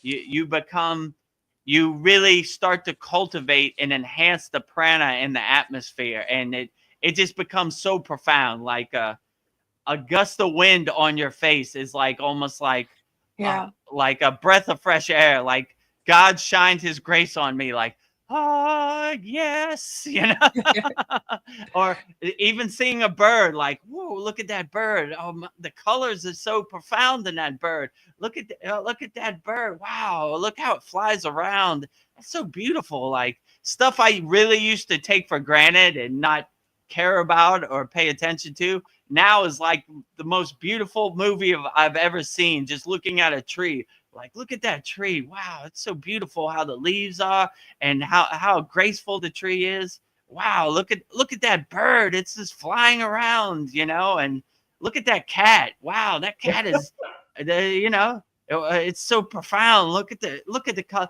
I saw a cat the other day that came to my house. It just had like pure light green eyes, and I couldn't stop Nice. looking at the cat's eyes. I was like, wow, you have such beautiful eyes, cat. Where'd you come from? Like stuff I wouldn't have cared about before Kriya Yoga. I was be like, get out of here, cat. Now I'm like, wow, tell me your story, cat. How'd you get here? Well, you have such beautiful stripes and such beautiful eyes. Tell me more. I want to know.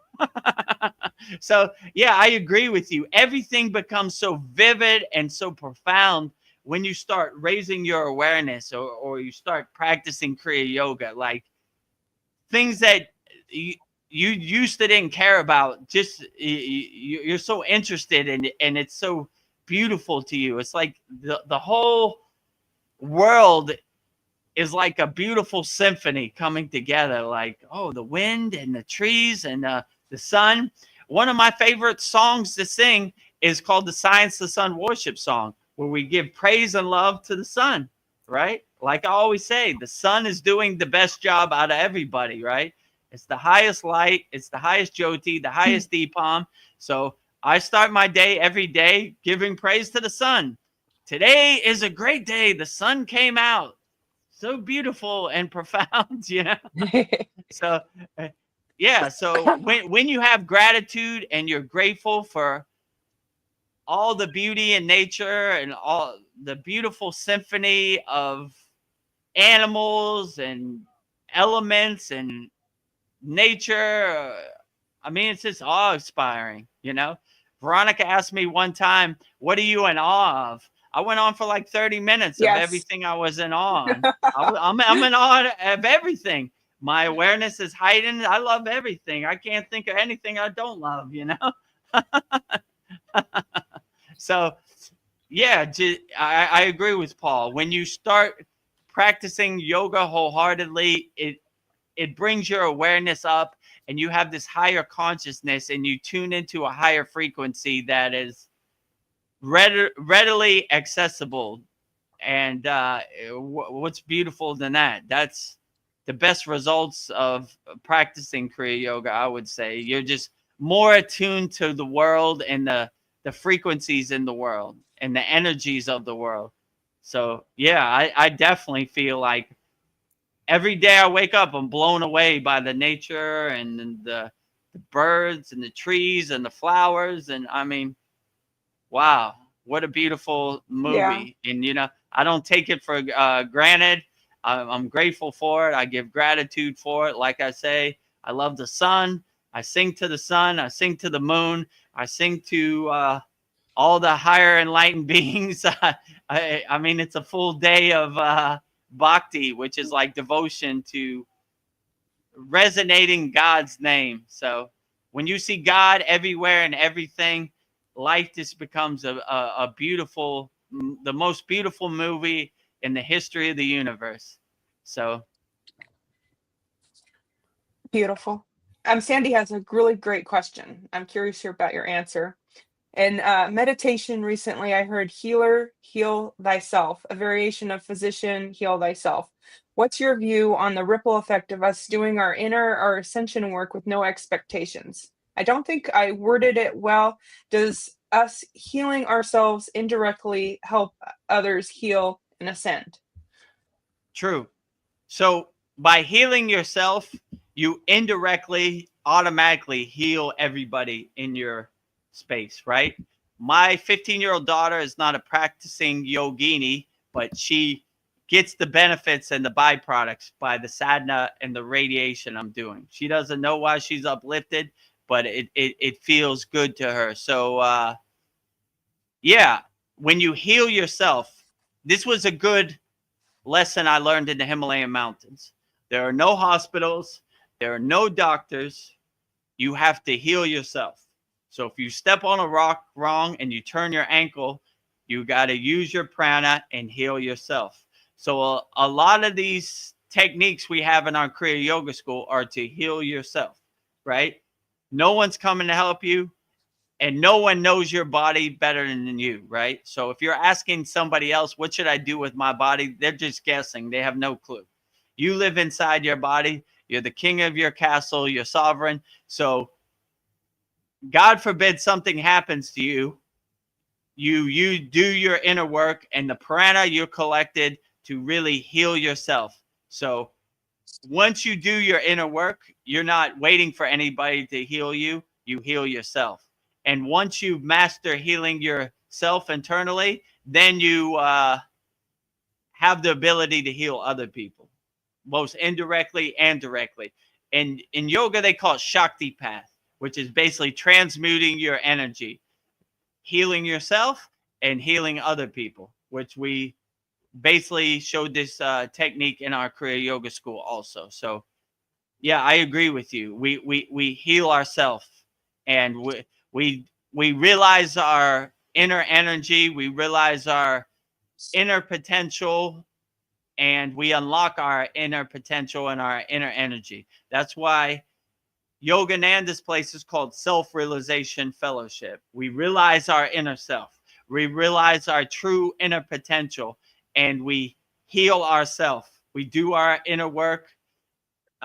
We do the techniques that and the kriyas that work best for us to uplift ourselves, and we heal ourselves. So we're not waiting for anybody to come save us, right? We're saving ourselves. So I realized that quick in the Himalayan mountains. Actually, when I went to the Himalayan mountains, the Indian government made me sign a release form or a waiver, whatever you want to call it.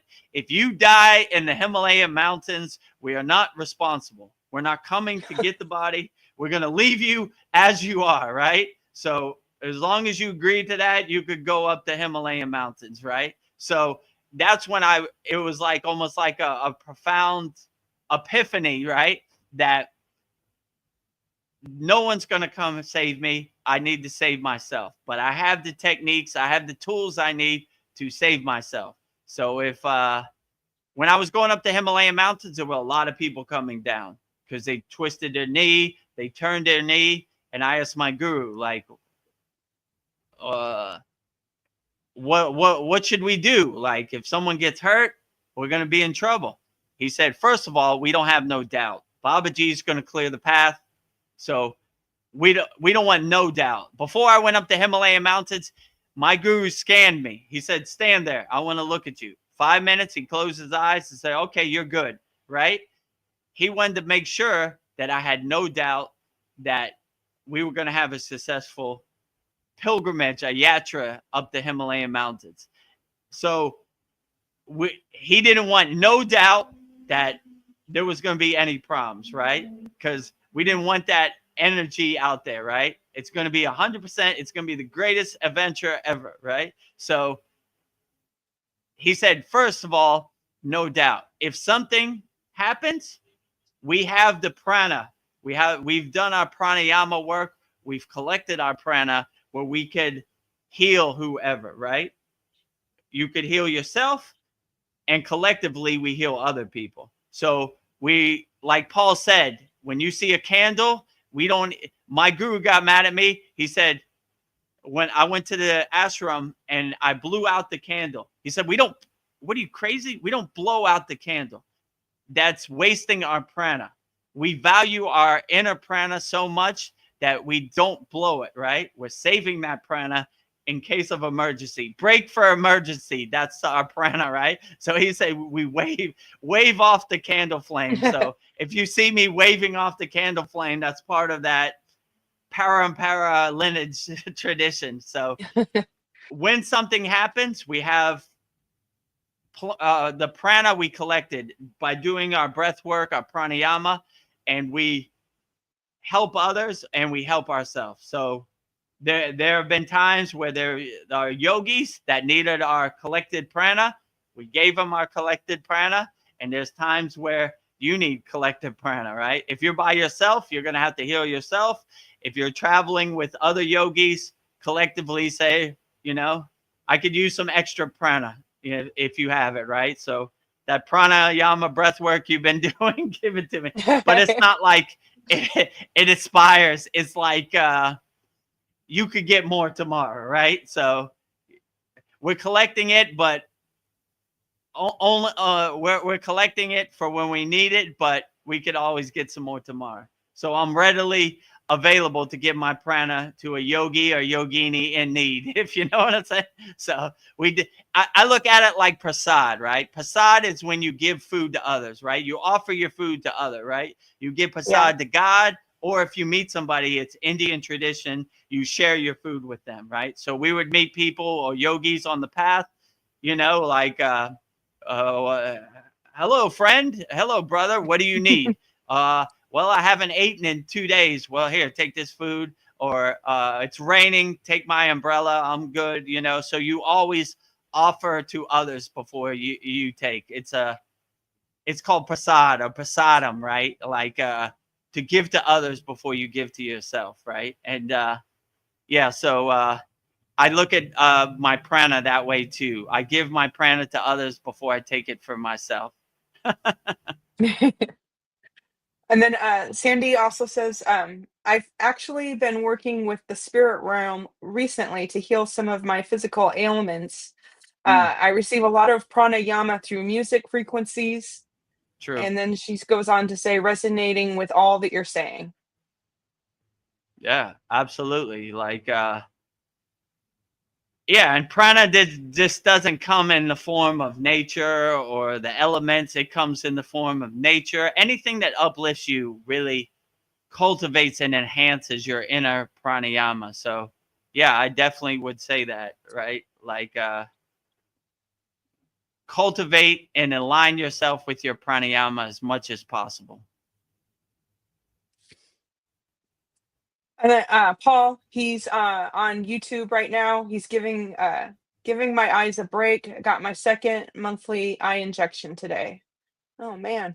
Well, we wish you all the best, Paul. Hopefully your eyes will heal up and your vision problem will be a thing of the past. And but yeah, I understand. Give your eyes a break and just type in whatever questions you have in the YouTube chat, or anybody watching this on YouTube. Yeah. Type it in the YouTube chat, whatever questions you have. You know, we're going to be here for a while. So give me some things to talk about. Well, I live in Sacramento, California, and there's a self-realization fellowship here.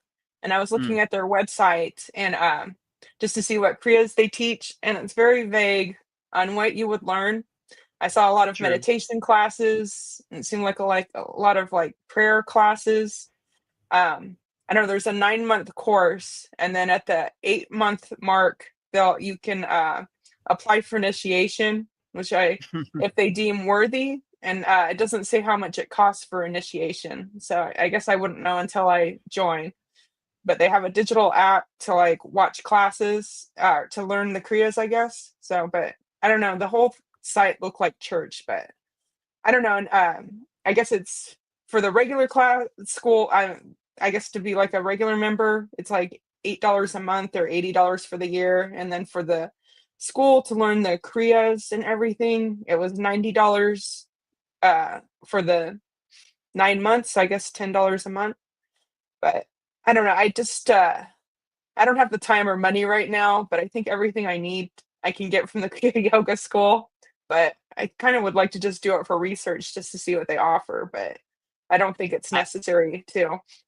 I like what you said. Deem you worthy. Yeah. You are not worthy to learn Kriya yoga. Kriya yoga is for everybody. I magically deem everybody worthy in the world who watches this, right? No matter what you do, what country you come from, how old you are, what color your skin tone is, if you're male or female. Kriya Yoga is for everybody. So if you don't want to go through the guardrails and the loopholes and the laws and regulations of other yogic programs, you just want to start today practicing the supreme science of Kriya Yoga. I'm not going to try to tell you about God or any of that stuff or any dogma in our school. That's why I like to call it master the supreme science of Kriya Yoga. You test it, you observe it, you experience it, so you know it, right? You don't have to blindly believe me. I'm not going to tell you a bunch of stories that aren't going to do your inner work for you. I'm going to just say, here's the Kriyas. Which one are the best? You tell me which ones work the best for you. Those are the best, right? Put those in your toolbox, put those in your pocket, integrate it into your daily life, and be the best Kriya yogi you could be. Like all this testing and I deem you worthy and please, Guruji, let me be worthy of learning the Kriyas. If you commit to our Kriya Yoga Masterclass, KriyaYogaMasterclass.com, I will commit to giving you hundreds of Kriyas with no loopholes or guardrails or laws or regulation or dogma. We don't need none of that. Get started. Let's start planting a tree. All that other stuff, we don't worry about it. No fluff in our school. Here's the straight Kriyas. Get to work, you know? If you have any questions, we have a Saturday 2-hour live class where we demonstrate the techniques. We have 2 live streams per week. We have a private call where whatever you need to get off your chest, we can get off your chest. And I will make sure, I would do my best to make sure you get the results that you want. Just give me 3 months. If it doesn't work, it's perfectly fine. You can cancel. Just give me 3 months. You know, it takes a little bit of time. If you commit to me for 3 months, I'll do everything in my power to get you the results and make sure it's effective as possible. But yeah, a lot of our students have gone through other yogic programs, and they're most satisfied with our program. Let's say it like there's a lot. So I don't want to just show you 5-6 Kriyas and tell you to practice that for the rest of your life. I want to give you everything, and you tell me what you like and what you want to integrate in your life. And I'm available 24 hours a day for you to ask questions to, you know? I don't want to just, like these programs, they like, all right, here's some basic Kriyas, you know, and all right, go practice. I'm available. Like if you have questions, like where do I put my hand or what do I do? I'll show you right away. Right. It's my job, and it's my true blessing to get you the help and make sure this Kriya Yoga is effective for you and you can integrate it in your daily life. So give me the opportunity, try it out for 3 months. If it doesn't work, no harm, no foul. It's all good. And but yeah, at least you said you could try it. You know, I tried Kriya Yoga. I have an understanding of what Kriya Yoga is and how to do it. So, yeah. So I would say skip all that. You know, I like that line the most, right? I deem you worthy. Yeah. And then Veronica, let me test you. Let me see your meditation. They can't see inside your body, so how do they know if you're meditating right or not? Yeah, how can you test meditation? Like I'll tell you how they know if meditation is good. How much money you got in your pocket? I got $200. Give it to me. You are now a good meditator. Yeah, and then how much money do I have to pay for initiation too? That was another thing. You gotta. In our school, I initiate all of our students every Saturday on our live class. Right? You get free Shopee Pack. I know they say that you need to be initiated. I'm initiating every day, you know? I'm initiating right now on our live stream. So like don't get attached to those rules and those guardrails and the Kriya Yoga police, you know? You're not worthy. You got to go to Kriya Yoga jail. No Kriyas for you. You're not worthy, right? Yeah, get in Kriya Yoga jail or the gatekeepers, right? Yeah. So prove to me that you are worthy of Kriya Yoga. I'll wait. You know? Well, I want to be a better person. You know, I want to be happy. No. You cannot have the Kriyas. It's not permitted. You know? you so Yeah. this And I only cut give you all that one. cut out all that fluff and just join our Kriya Yoga school. If you don't have the financial means to join our paid school, just join our free school. You just in our mini courses and the stuff on our free school is better than what they would give you, even if you paid. And you know why would you want to waste a year of your life if you don't know if Kriya Yoga is right for you? Just test it, see if it's right for you, and if it's not, it's perfectly fine. If it is, let's get to work. So it's not one size fits all. So, some people resonate with Kriya Yoga and some people don't. But if you do, let's lean into it. Let's get started. So yeah, that's basically what I would say. So Yeah. no fluff, no gatekeeping, no rules and regulation, no laws in our Kriya Yoga school. If you want to be initiated or you want a guru, I will give you that day one, you know? So Yeah. Even like on the, will you offer today a free call with your members? And Brandon had mm, questions about the Kriyas. And he had questions about the bellows breath, and you go over it and like the right. technique and stuff. I don't think you would get that at other schools. Like how much you like you're available to answer all these questions. So And that was my major problem when I started on the path of Kriya Yoga. I had no one to talk to. I had no one to ask questions to. So the main reason I started this Kriya Yoga school so I could answer questions and give you somebody to talk to, right? I know it's difficult to try to feel your way around in the dark when you start Kriya Yoga, right?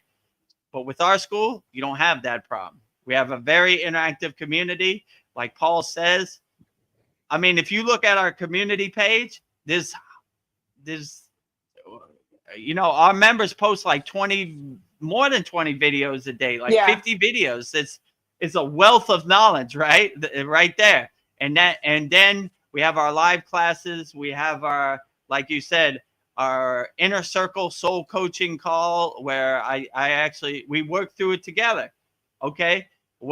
And even our classes, when I start our class, I say, does anybody have any questions about classes 1 through 72? You know, like yeah, sometimes they're like, in class 5, you said this. And I say, okay, let's review it. Let's talk about it. You know, like there was a question about Patanjali's 9 emotional release techniques. I was in class 7. We're in class 72. I think it's 73, you know, in a couple of days. So, yeah, so I try to answer as many questions wholeheartedly as possible. In other yoga programs, you're not going to get that. They're just going to take your money and kind of say, figure it out for yourself. But in our school, I walk through it, you know, step by step, coaching you, you know. So, and if 3 a.m. you have a problem, send me a message. Like, are you available? If I'm awake, then I'll get on a call with you. So yeah, you might be up. I So we might have be up. yeah. Paul, he asks you a really great question. Vedagurudev, what does the saying "as above, so below" mean to you? It basically, to me, it means God is everywhere and everything. So God is not only above, he is below too. So he is everywhere and everything. So there is no place that God does not exist. He is in all the trees. He is in all the animals. A spark of God is in all sentinel beings. So like God is everywhere and everything. So they're basically, in my perception, they're saying God is above and God is below. God is here with you and God is up there too. So there is no place that God is not. He is unlimited. He is everywhere and everything. So like there is in yoga, they say we live in equal enmity. So there is no good or bad. There is no above or below. It's all equal. It's everything is the same spark of God. Like so I would say everything is equal. So in yoga, we try to stay in a state of equanimity where there's no right or wrong, there's no good or bad, there's no hot or cold. We just stay in an equal state of being at all times. So like I would definitely say, in my opinion, as is above, as is below, is God is everywhere and everything. You know, that's how I would translate it. Like God is above, God is below, God is right, God is left, God is hot, God is cold, God is night, God is day, you know, on and on. God is the moon, God is the sun, God is the right side, God is the left side, God is Shakti, God is Shiva, you know. So in union, we kind of combined all that. We don't see the duality. We see the oneness, the wholeness in everything. So as if below, as is above, as if below, right? So it's not over there. It's all over here. So the divine oneness, right? I am above, I am below, I am right, I am left, I am night, I am day, I am you know, I am I am everything and everywhere. That would probably be the best way to translate it, right? So that's what resonates with me when I hear that. God is everywhere and everything. He is above and below. He is unlimited. There is nowhere God is not, you know. God is everywhere and everything. And Sandy expands on that thought. She says, I love that line, Paul. The rest of the saying is, as within, so without, as the universe, so the soul. I did not know that. That's beautiful. True. Yeah, that is beautiful, right? As is within, as without. So it's like I said, it's everything, right? Like the whole circle, right? You know, like everything is inside and with outside. So it's the non-dualist approach that we see in yoga, the wholeness, the oneness, right? Like God is not over there and I'm over here. God is here and I am here. So it's the wholeness, the oneness in everything and everywhere. So yeah, I would agree with you wholeheartedly. That's what resonates with me when I hear that. Like God is everywhere and everything. So Paul says, you're making me think of the Seinfeld Soup Nazi episode. And then Sandy's all, no Kriya for you. Right. That's a good one. No soup for you. No soup for you, right? The soup Nazi, right? Yeah, exactly. Yeah. That there are a lot of Kriya yogi Nazis out here, or yoginis, right? I don't deem you worthy. No Kriya for you. No Kriya for you, right? I don't like how you meditate. No Kriya for you. No Kriya for you. In our school, we say Kriya yoga for everybody. I'm the Oprah Winfrey of Kriya yoga. You get Kriya yoga, and you get Kriya yoga, and you get Kriya yoga, and you get Kriya yoga. We don't deny nobody, right? You don't, no laws, no rules and regulations, no fluff, straight Kriyas, right? If you commit to me, I commit to you. I give you Kriya wholeheartedly. I am not a Kriya yoga Nazi. I don't want to be the suit Nazi of Kriya yoga, right? No Kriya for you. You're not initiated. No Kriya for you. I don't deem you worthy. You didn't test right. No Kriya for you, right? Yeah, and Sandy's like, you come back 1 year. Yeah, exactly. You come back 1 year. You meditate 1 year. You come back 1 year, right? No comebacks in our school. We start today, right? Who has time for that? Who knows what's going to happen in the world a year from now? You come back in 1 year. We start today. Today we plant the tree, not a year from now. We start today, right? Come back in 1 year. How about I never come back and I just sign up to Vedagurudev school and I get started today, you know? No rules. You can learn everything. Right. Exactly. It's Yeah. all readily available, right? Hundreds of Kriya at your fingertip on demand. You could watch it a million times over and over and over. No rules, no regulation, no fluff. This Yeah. is a technique. Modify it, adjust it however you want. You don't need to be initiated. You don't need to test. You don't need to be deemed worthy. Guruji, please, am I worthy of learning Kriya? Not today. Come back in 1 year. Today, everybody is worthy. So let's just delete that out of Yeah. our mind, right? Who is not worthy of Kriya yoga?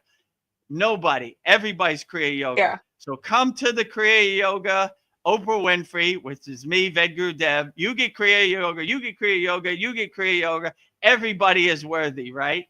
No come back in a year. No soup for you. Soup for everybody. Everybody gets soup, right? The best karma yoga of all, right? Yes. And when you go to Everybody gets India, they soup. have a big line, everybody lining up to give prasad or give food to people. So I give Kriya yoga as much as possible. Kriya yoga for the whole world. I have some questions for us. Let me see. I've been slowly reading Autobiography of a Yogi. I just Mm. started a few days ago. To those who read it, what did you appreciate most about the book? I actually have the book right here. Um, I've got like 50 more pages, and it did start out slow, but now it's starting to pick up. I love all the stories, and I love Yogananda. Yeah, this is becoming one of my favorite books, but it does take a while to get into this book.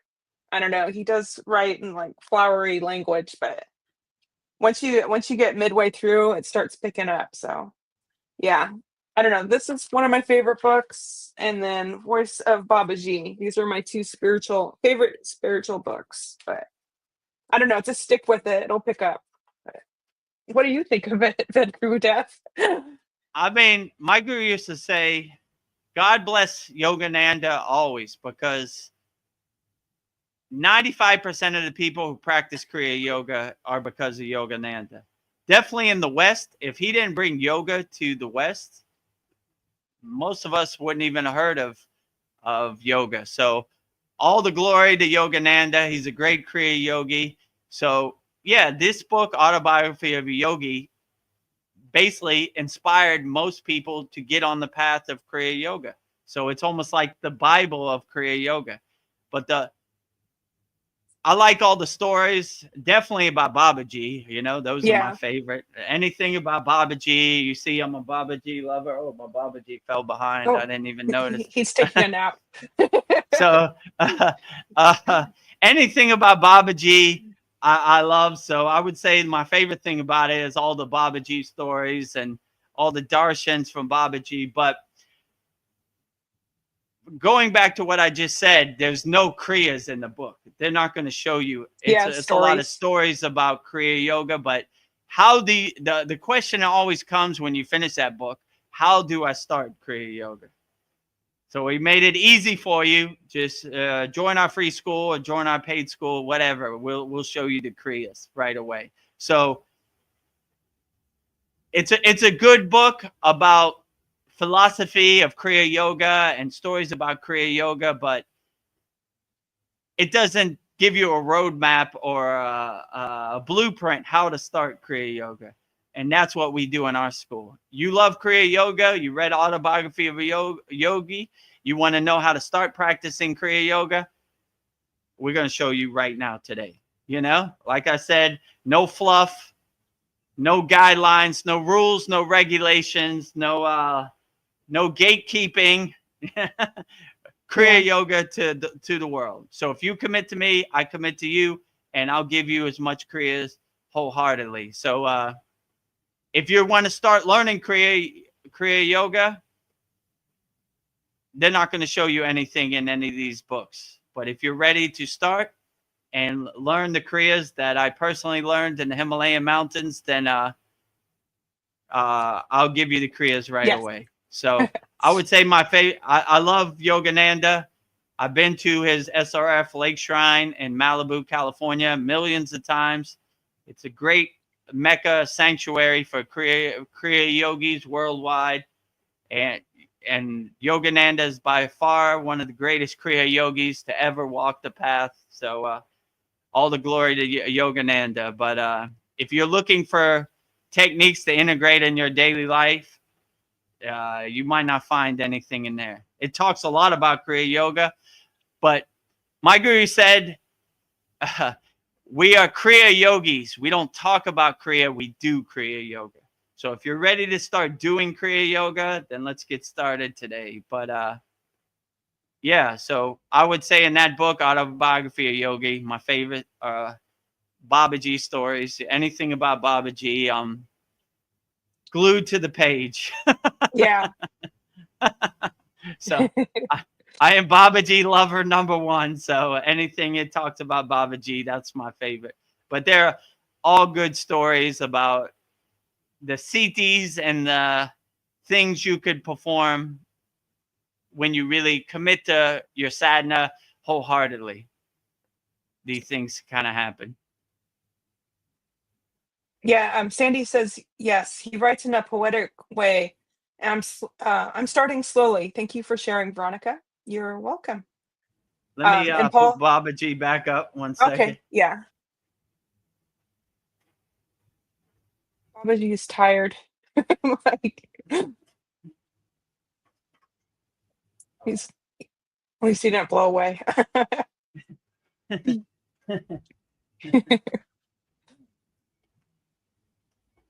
I like Mataji. She's like the rock. No Yeah, matter how much wind and anything, unshaken. It's yeah, a good reminder and confirmation. No matter what happens in this crazy Maya delusional world, be unshaken by anything, right? Don't let nothing shake your samadhi. So yeah. Mataji, you're a rock star. Mataji is definitely a rock star, right? Like the highest yogini in the Kriya yoga lineage for sure, right? She was Yeah. unshakable by anything, right? I like her mudra that you taught us. It's like she's like her steering wheel while she holds Oh her hand. yeah. Yeah. Yeah, like this, right? Yan Yes. mudra and chin mudra, right? So Yeah. it kind of steers your meditation. So you don't go too much to the left, you don't Yeah. go too Keeps much you to the centered. right, you don't drift. Keep you centered in your Susimna Nadi, right? So be like Mataji and do Yan mudra and chin mudra. Yeah. Just got it. Yeah. So like Yan mudra like this. Index finger touching your thumbs, tip of your thumb for 3 fingers straight. You kind of let these hang, let the circles hang, and you bring the 3 fingers resting on your arms like this. Just Do you go want to into do that deep as our new? meditation. You want to do that as our thumbnail mudra, real quick? Yeah. Like, I don't know if that'll work. Let me see. Yeah, maybe. Yeah, you want to try it? Yeah. Yeah. I guess I'll remove the banner real quick. Let me get into my yogic stance. My traditional full lotus position. Oh, I got to remove Paul's comment, and then I'll come back to you, Paul. Okay. Okay. What do you think? Looks pretty good? Yeah. You're straight. I'll just have to raise my arms up higher. We're creating art here. Am I straight? Yes.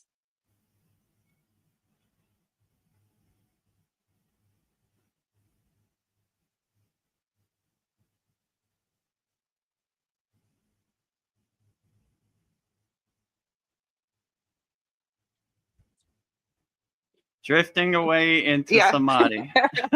I think we're good. Thank you guys for entertaining us. So if you ever want to know how we get the thumbnail for our satsang, you just saw it live on there, right? We take a screenshot of that. What's the time on that? So I know. An hour and 53 minutes. I'll put an hour and 52 minutes. So I know where to go and get that screenshot. hour and 53 minutes. Yeah. Okay, great. Yeah, we're creating an art piece here. So if you ever wonder, like, how does Vedagurudev get the thumbnail that he puts on the live stream? There it is. You just saw it Yeah. live. Wow. That's exactly how we do it. So, and if you watch the next Satsang, you'll be like, oh, there it is. That's exactly where it was, you know? Yeah.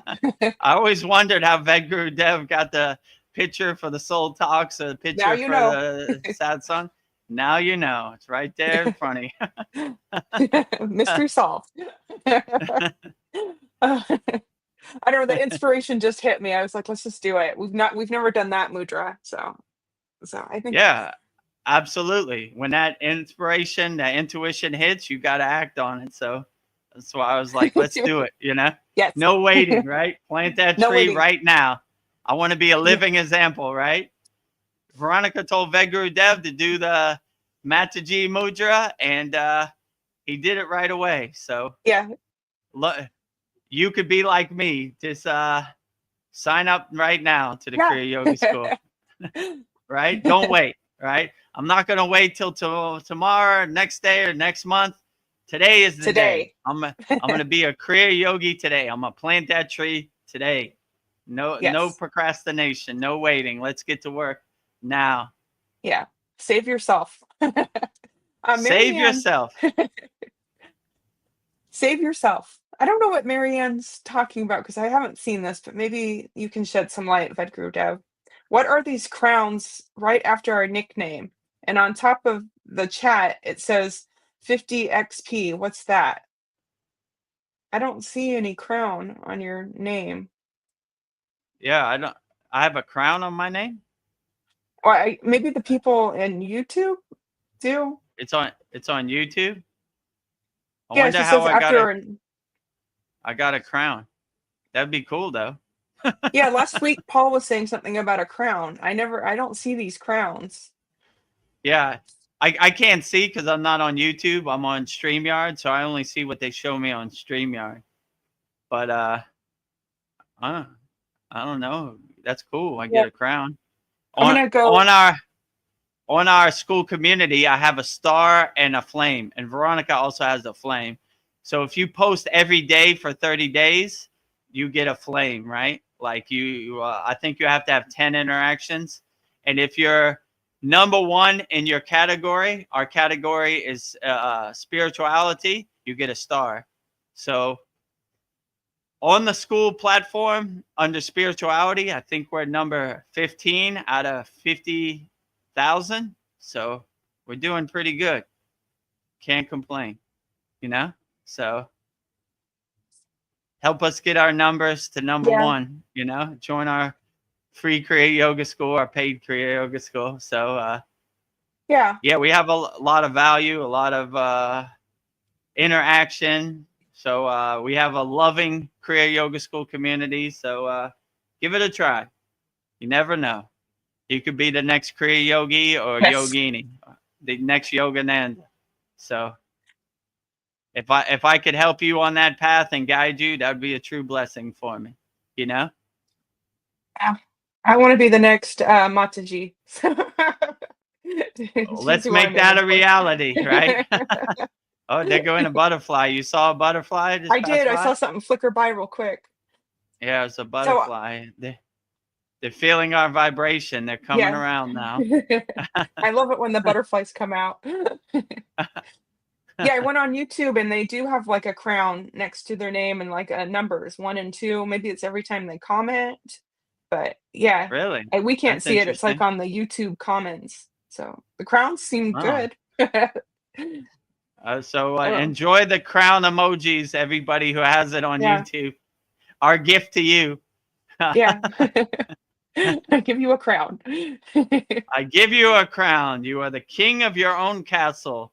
You know, you are doing your inner work. You're the king of your own inner work. You're the king of your own inner healing. You're the king of your inner self-realization, your inner God realization. So, yeah, cultivate that inner crown. Hi. Hey. How are you guys? Oh, namaste, Tony. Thank Got a you little for break, joining so I us. stopped by and said, "Oh, let me check up on my peoples real quick." Yeah. How are you guys? Yeah, we're Wonderful. doing great. How you doing, Tony, today? I'm good. I'm good. Just staying cool. Today's the weather's not too hot, so it was nice. Nice. Yeah. So I It's have a been a real question for you. Oh, go ahead. Oh, Tony, what did you think of this book, Autobiography of a Yogi? We were talking about this. That's the book that got me into spirituality. Yogananda has been a big part of my spiritual awakening and Babaji. So in 2017 I got like super depressed, and that's my journey to self-development. So I started working on myself, like YouTube. I just kind of like um typed in like how to deal with like anxiety, depression or whatnot, right? Yeah. And then as my self-development started, I did this 90-day challenge, and there's 6 pillars that I need to do for 60 days, because they say in order to keep a habit you need to do it for 60 days, 21 days to change a habit, 60 days to keep a habit. And the 6 pillar is no alcohol, pick a diet of your choice, exercise, journal, meditate, and the last one was take a cold shower, which was the hardest one, Yeah. but that one was the one that got me the strongest, because what that does is it makes you do something that you're uncomfortable with. So Nice. one of the thing was I had to exercise every day, and part of it was I took on Bikram yoga. I added to one of my, as long as I'm active one day, and I just took yoga, hot yoga for on every Friday. So I was doing that for a couple years, and then I came across that book, and I went to yoga just to stretch. I wasn't like, I know nothing about spirituality, wasn't religious, nothing, like nothing. Like my family didn't I wasn't raised up in a religious family. I wasn't raised up in a spiritual family, so I was kind of like, didn't really know much, wasn't really into it, and then I kept on hearing this book, and then it says that like when Steve Jobs died, under the seats of as memorial, he Yeah. gifted everybody that book because it made such a big impact on his life, right? Yeah. So this was like I was going yoga for a couple years, and then I didn't. I saw that book right there, and I asked my yoga teacher, Michael. Hey, Michael, I told him the same thing. I said, that this book made a big difference in Steve Jobs' life, and da da da da, right? And he's like, yeah, I know. And he's like, he's behind you. But he had a portrait of Yogananda, but it didn't look like the picture of the book, right? So every day I've been going to every Friday I'll go yoga, and I see this picture, and I didn't really think of anything, Oh, I wow. thought that it was like an Indian guy, like I thought it was a Native American guy at first, and then until I turned on, and then something like, I was just like, what? I've been coming here for this much years, and I didn't know nothing about this, right? I had no idea like that was Yogananda until I saw that book. It was right there, and I just started that conversation. Anyways, I was reading the book already, and I had like, I wasn't really good at reading, I felt like I was always a C student, and but I kept on putting that book to my head. Like I kept on, like somebody said, just keep putting the book to your head, and I'll show you guys the book one day. Pretty much his face is gone because I put that book on my head so many times, But man, when I read that book, like I felt like I was in it. I felt like something different. Like it was like Yeah. talking to me. Like it was like very strange but cool in the same, way. But fast forward, like he guided me to so much, like Babaji and like everything, like because of that book. That was like the book that changed my life as far as spirituality, Yeah. I was like, what? Ascended master, what? Level, what? Like, I was just like, what? What are we talking about, huh? What do you mean? Like, he like died alive? Like, what? Maha who? Like, Yeah. and then I was like, when I got to the last one in Maha Samadhi, I was like, oh, whoa, I need to know more about this, Like, what do you mean you can die? Like, like, what do you mean? Leave your Yeah. body?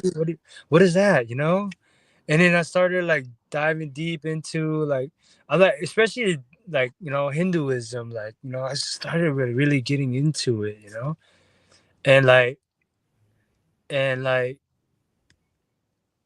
I realized their whole purpose was love, peace, and joy. I realized the whole yoga, that's what I needed in my life, I needed more love, I needed more peace, and I needed more joy, and that was the yogic way in a sense, And if I'm gonna listen to somebody, I'm gonna listen to somebody that has what I want and been where I have been, Yeah. And I'm just still seeking love and still seeking joy, still seeking peace, and so far the journey has been very fun, Like, when I found that book, like I was really, because I went through the depression and I finally quit my job, and then like a heavy weight off my shoulder when I walked out that place. Like, I swear my life changed, Oh wow. like I was like, oh, I always remember saying, damn, my life was like this, I'll be happy, what I mean? If my life was like this every day, I'll be happy, And like I just started diving really deep into like, like self-development and spirituality, and like I was guided, from Babaji, because I was listening to chats. I was listening to chat Babaji, like the Hari Khan and everything, and my son was like, Dad, tell me more about Babaji for some reason. I was like, okay, I don't really know how to explain it. So let me find a YouTube video that kind of helped explain it. And I came across Chad's video about like Babaji, And then for some reason, like that video led me to my. Oh, what happened? I guess his We internet went lost out. him. Whoa. I That hope he was a comes good back. story. Tell me which one. Oh, he's So back. it kind of led me to my Satguru. My Satguru is Yogi Raj Siddhanath, right?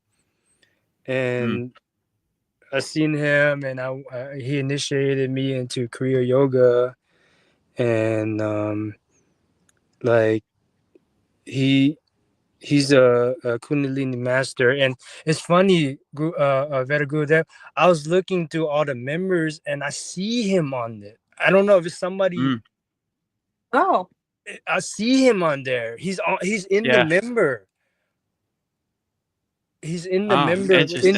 in this member in this Kriya. I'm like, so I messaged him. I was like, oh, Jai Guru, nah, but he never responded back. I don't know.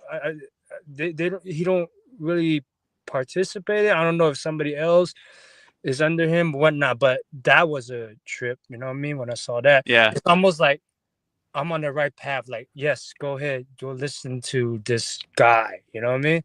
Which Yeah. like Babaji, like, damn, this guy really loved Babaji. You know what I mean? This is who I need to.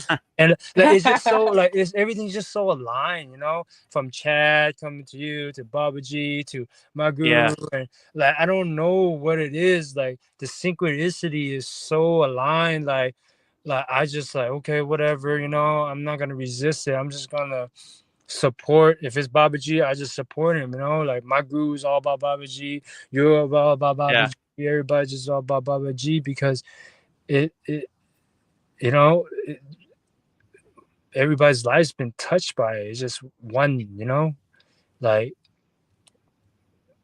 my guru always says, one globe, one show. You know what I mean? Like we're all here one. If you love Babaji, I love you. You know, like we're just here to expand and, you know, be present and support each other because the world needs it. The world needs more love, peace, and joy.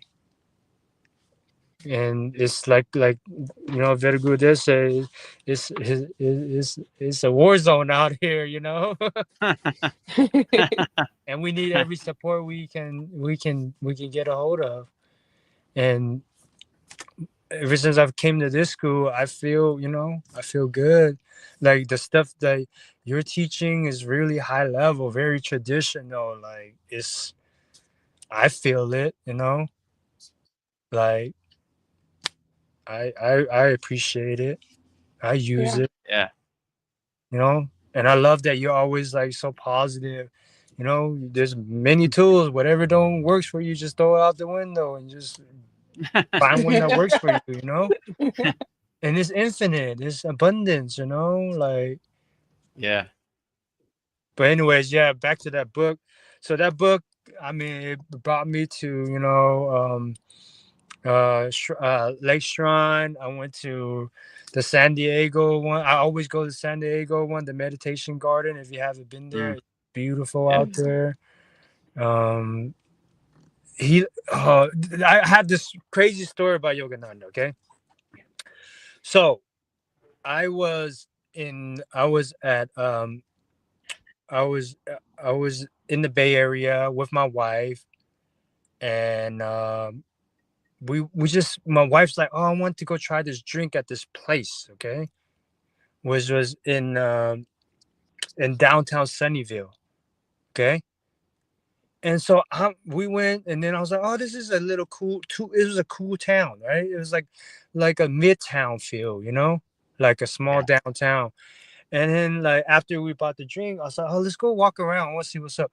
So I'm walking around, okay? And then I look to my right and I see Yogananda and I see all the Kriya lineage, and it was a spiritual store called East West, okay? They sell like crystal and they're all about Kriya. And I turned around, I'm like, what the heck? Right? I look, and then this story was so cool. It had everything, all the spiritual book, all the books that I've been reading, like The Power of Now, and like all these books that just relate to everything, like a line, right? And so something guided me to this book, this other book, okay, that Yogananda had written. And I kid you not, I swear to you, this is so crazy. I opened the book, okay, and I see his birthday. And it was the same day. It was January 15th. Oh, wow. I'm like, what is going on here? You know, like, it's so, I don't know how to explain it, you know, but I feel so like, oh, what? Why is it a coincidence? My ego mind is like, whatever, right? But my heart is like, nah, man, you were led to this book, you know? It's so strange. Yeah, my wife can witness it. My wife was like, "What is going on?" You know, and like she knows Yogananda because she knows like I'm going through my past. So my kids been to the meditation garden with me. You know what I mean? They know Yogananda. You know, they know. You know, they know that I'm going through my spiritual awakening. You know, so they ask me questions. I don't put it on them. They see me meditate. They see me do my thing. I'm just doing my thing. If you don't ask, I don't tell, in a sense, right? I don't want you to, you know, I'm not the type of person that try to put it on you. If you ask me, if you want to know, you know, if you're asking, I'm just working on myself. But if you really, really want to know, we can dive deep into it, you know? Yeah. So my kids, they occasionally go, oh, what's this, dad, what's this, but they know Yogananda. They know that he is like the my guardian angel, my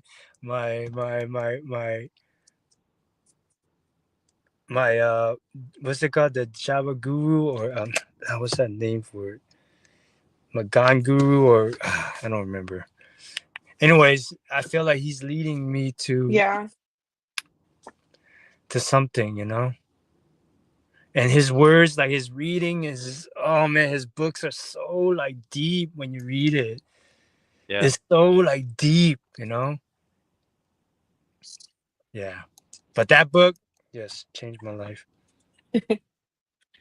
Well, you're getting a lot of love on YouTube, Tony. Oh shoot, I didn't even realize that. Oh dang. I thought Yeah. it was just us talking. No, you're making people happy. Sandy says, hi, Tony. Hi. I really appreciate you sharing, Tony. And then she goes on to say, you got hit by the lightning bolt of Babaji. Absolutely. Yeah, and and when I saw like Shuyukswar in my dream, and I was like, oh man. And there was another story where like I literally saw Shuyukswar in a dream, and then I like went like this girl just said, oh yeah, she was telling her story about her dream with Shuyukswar. I'm like, whoa, what the heck? What is going on? Like I'm just like, what's going on, Like part of me was like, what is this really happening, and because I never really had any kind of like, these type of like I really sometimes don't really remember my dream. I don't really remember my dream, but like lately I've been like really having more vivid dreams, and like spiritual dreams and everything. Yeah. And like I don't know if it's because like I'm more like conscious of it more, but yeah, I feel blessed. I feel blessed, but I also like right now I feel like I'm going through like the dark night of my soul. I mean the end of it a little bit, because I'm starting to see it in a different perspective. In the beginning it was hard because it was like painful, but now it's more like it's easier to accept because I changed my perspective of it. I told myself that, oh, these things are surfacing up for you. You know what I mean? Like it's not happening to you, it's happening for you, True. because what you go through, you grow through. And like I'm feeling I'm growing through this. I'm like growing, like there's a lot of stuff that I didn't really like about myself, and then like I feel like I broke free from that, like especially like anger, right? I had like a lot of anger that I couldn't like, and I saw myself kind of like, like like like yelling at my kids, and I always and it always become a revolving door, and I feel guilty and sad and everything. And I'm so focused on like figuring out myself that almost like it made a habit not even to get mad no more, because I'm trying to figure what's going on with me, and now I'm just like so patient with them, and like then they notice the difference, because for a minute, because I didn't want to, I think I was traumatized from my mom always verbally yelling at me when I was young, and I didn't want to be like her towards my kid, but I saw myself becoming like that, right? Yeah. And I was, every time I do have an episode of getting upset, right? I always talk to the universe and ask how to change from this. How can I break free from so much anger? What am I holding on to that's causing me to feel these resistance within me? And I guess that's my answer, because I feel good. I mean, I feel good that I don't don't have any conflict with my kids. You know what I mean? Yeah. Maybe once in a blue moon, but then I catch myself, you know, and it gets like easier and easier and easier. Now I kind of like just ignore it. It don't even bother me as much no more. But maybe if I can get through that, so I'm keeping score. I'm like, okay, if I can get through that, right? Maybe just life is just like a layer. Like you just gotta slowly, just like an onion, just Yeah. one at a time. You know, how do you eat an elephant? Just one bite at a time, slowly tackling all the beliefs, the old beliefs, and the damage and the resistance that I put upon myself, and slowly clearing it. And that's the way I'm choosing to see it. I like that. Peeling away the onion Great. layers. Yeah. Thank you for sharing, Tony. Very profound. Yeah. Outstanding. And for those people that don't know, Tony is an A1 Day 1 member of our Kriya Yoga School. So anytime you need help, Tony, I'm always here for you. We can go on a call and overcome whatever you're going through. So I will. And you have helped me a lot, you know. This school helped me a lot. Like I said on Saturday, you know, it's all love and everybody's so supportive. And, you know, the dedication you guys put, you know, it shows real true love, you know what I mean? You guys not doing it yeah, for no recognition, you're not doing it for no money, you know. Yeah. You guys doing it because you want to see the world a better place, and you're True. just providing the platform for people to come, you know, because you know it's sad sometimes, you know, when I look around, you know, and I see so many people that are just hurt. They don't have an answer and they don't know where to Yeah. start, you know. And people let themselves go mentally, right, emotionally, and you know, to have a school like this, it's a blessing, you know. And I Yeah. really truly believe it will pull in the people that's supposed to be here, you know. And True. that's what spirituality is. When you're ready, it will pull you in, you know, because it's all an inner journey, you know. It's not is everything's inside. Your intuition will tell you what to do. It will guide you to where you need to be.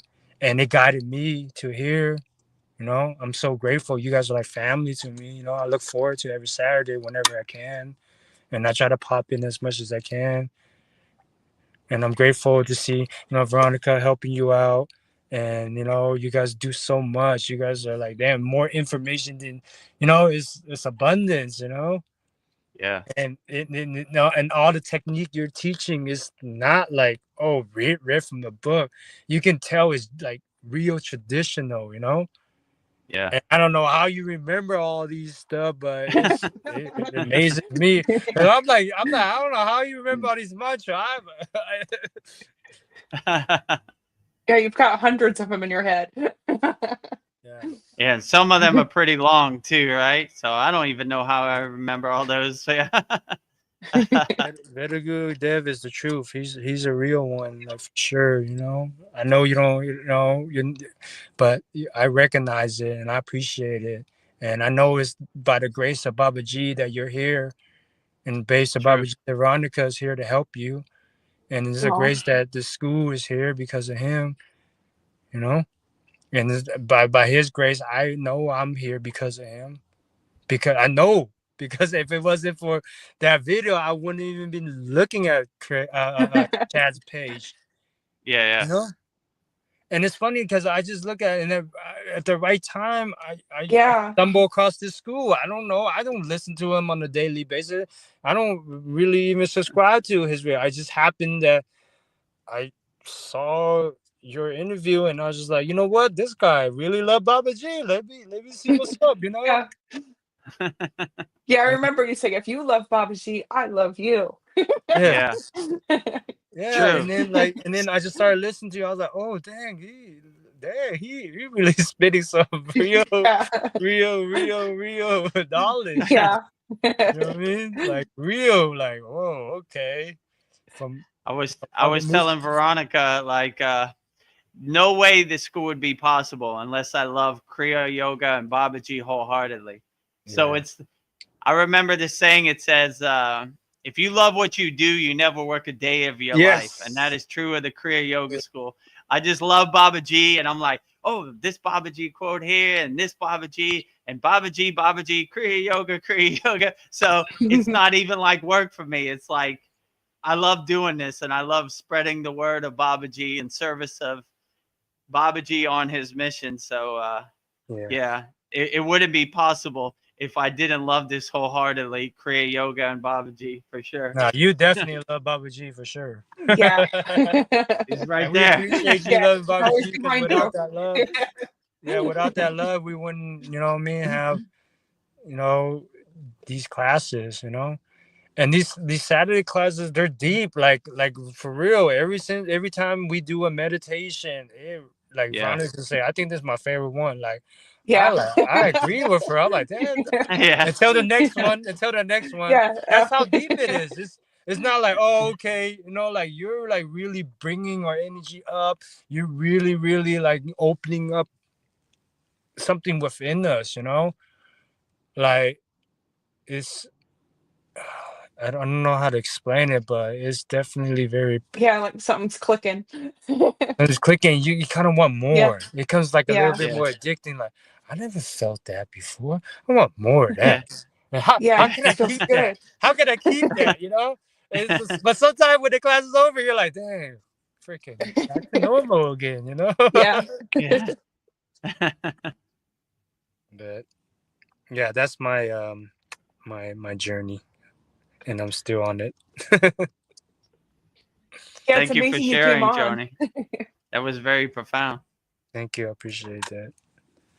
I just hope that, you know, one day I can, you know, I think like for me, I feel like, you know, me going through everything I'm going through, that one day I will be able and capable of helping somebody else get out of it, you know, like get out whatever they might Yeah.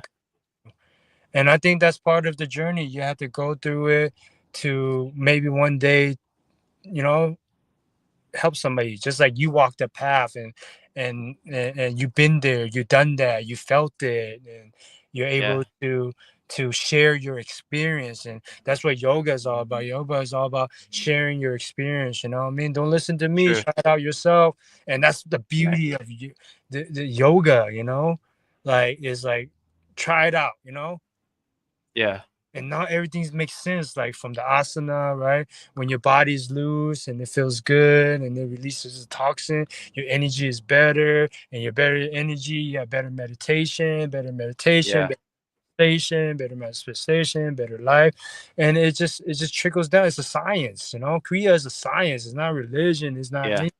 it's a science. And if you know how to use this machine, because we're just a machine, we have switches, we have, you know, we have like we have all kind of triggers, we have all kind of contacts within us. And if we understand how it works, we can switch on certain things, switch off certain things, and we can really be really blissful yogis. Yeah. It's not easy, it's a practice, but we can get Yeah. there. Yeah, so that's what I'm trying to do. I'm trying to get there. I'm trying to get to that bliss state. I want to I want to Yeah, I want to stay there. yeah, I want to stay there, you Oh, know. But I feel I'm getting there. I'm not getting there, but I feel like every day I'm getting closer and closer, closer and closer. Yeah. And sometimes I dip, I trip over a rock or something, and I just get back up. Yeah. But it's getting better. It's getting better. Jai Babaji. Yeah, Babaji. yes. Thank you for letting me share. Sorry, I went on. Yeah, no Yeah. problem. Any time, Tony. No, somebody just asked what we thought about the book, and then I saw you. I'm like, I think Tony loves this book, and it was just Yeah. like it was just synchronicity. You came on. It was just Yeah. like, Maybe he told me to come on to explain. yeah. I think I don't know, in his- one of our classes you showed the book where you put it on your head and it wore out. You Yeah, showed it in yeah, the class that's one time. Yeah. Yeah. I always feel like Yogananda's eyes are following me. I have this book sitting up, and I feel Yeah. like he's like Yeah, he's smiling at watching me. I it. have pictures of Yogananda everywhere. I have him in my car. Like this is my Oh, yoga. nice. My yoga teacher gave me this one right here. I put so every time I put my visor on, I see him. So Oh, I love Ah, that. yeah, it's nice. the 2020. Oh, let me see this one. And my yoga teacher gave it to me. He has one of the flowers from his place. Oh, wow. Oh, nice. That's beautiful. Yeah. He's always with you. He's always with me. He's always Driving with me. you. This Yeah. is like your driving temple. Yes. Yeah. No, he's definitely with me. Yogananda is always with me. He's in my heart for sure. Yeah. Yeah. Yeah, I Yeah. feel like Yogananda and Babaji are my Yeah, I have they're that book following too. me. Yeah, The Voice of Babaji. Yes. Yeah, I read Well, all of fav- them. I have the Holy Science. I have Yeah. the Hari Messiah. These saints, you know what I mean? Like Anandamari. Yeah. I love it. I don't know. I love them. yeah. You know, like Yeah. It's so great. it's just positive energy. You know, when I see their picture, it just brightens me up. You know. Yeah. Yeah. Yeah, this spiritual thing is real. It's not no woo wah wah. It's Yeah. real. From a person that had no background, you know, my parents wasn't spiritual. They wasn't really religious, you know. They follow tradition, you know, but they never say, "Hey, you need to listen to this. Hey, you need to believe in this. Hey, you Yeah. need to do this." They kind of allowed me to do whatever, and I didn't find spirituality until I was in my 30 something. I you know, better late than never. Maybe if I would have found it earlier, my life would have been a little bit different. But everything happens for a reason. Yeah. It was Right? divine timing when you're ready. Yeah. Like Vedagurudev say, I used to treat my body like a roller coaster. Yeah. Up and down. Now I'm more conscious. I'm like eating better. I'm doing more Yeah. stretches. I'm Yeah. more meditating. My body's my tempo. My body's Yeah. my True. tempo. You know, you got whatever you put into it. You know, I try to put good food. I try to put good message. I try to put, you know, Right. everything. Try to put good in within me.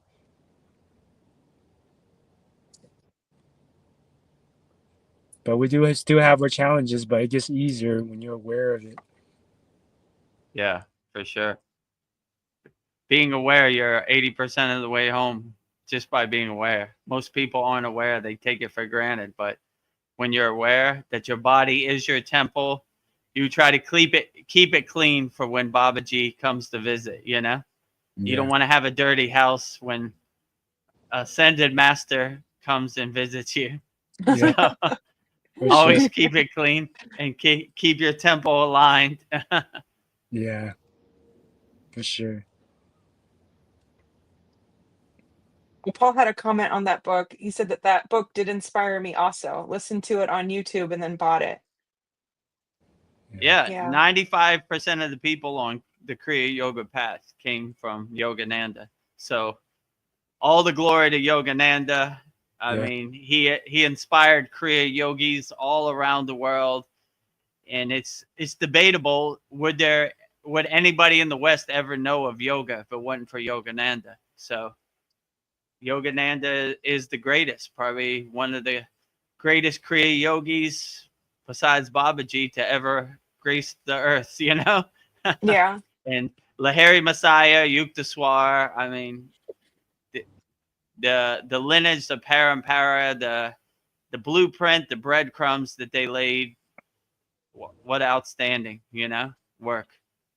You know?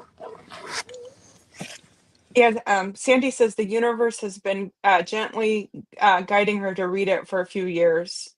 Slow, like, but it's been guiding her to read it. Yeah. It was ready Yeah, for you. that calling is real. That Kriya Yoga, Babaji calling, Yogananda calling is for real. I definitely feel it all the time for sure. Yeah. I love it when you told us about the experience you had with Babaji. That was, I always remember that. Which one? The one when you had the experience with Babaji. Where was it at? In the Himalayan mountains or Sri Yeah, Lanka? when you were meditating and then everybody's like, "Oh, you saw Babaji, didn't you?" Oh yeah, you got hit by a lightning bolt that day. Oh yeah, that was in Sri Lanka. Yeah, that was day one, a Kriya Yoga initiation, right? Yeah. and you see, like, in that story, oh, this doesn't work. What am I doing here? I want to get out of Sri Lanka. I want to go back home and go back to my DJ life. And here comes that lightning bolt. Not today. I'm a Kriya yogi. Not ever, right? I have never went back since. You know, I've been steady fast on the Kriya yoga path ever since then, right?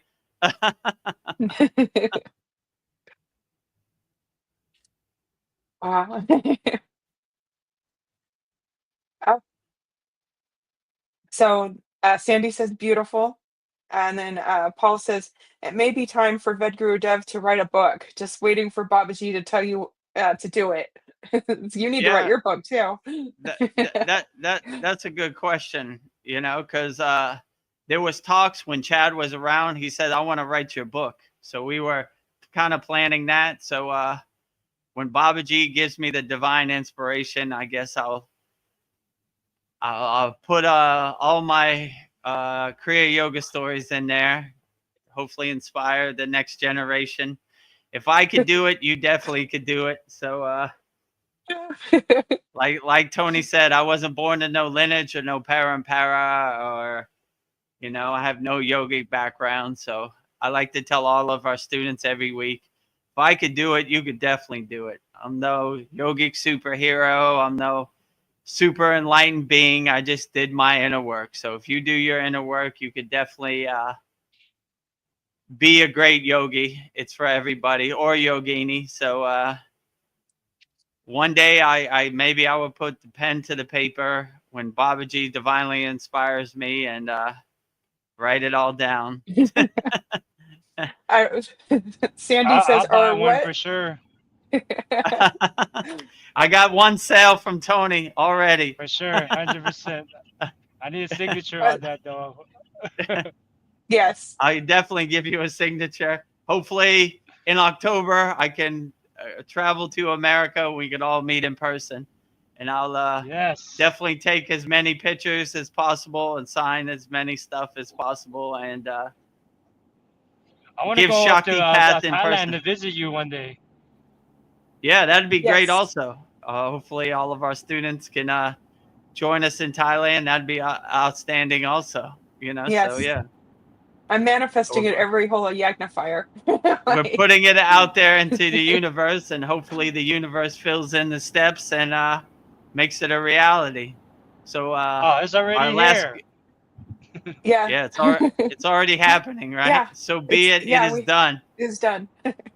Last Guru Purnima, Veronica burned up in detail all of her. She wanted to get a job at this place at this time, so she got that job. So Yeah, I just got the call it's yesterday. working. Oh, congratulations.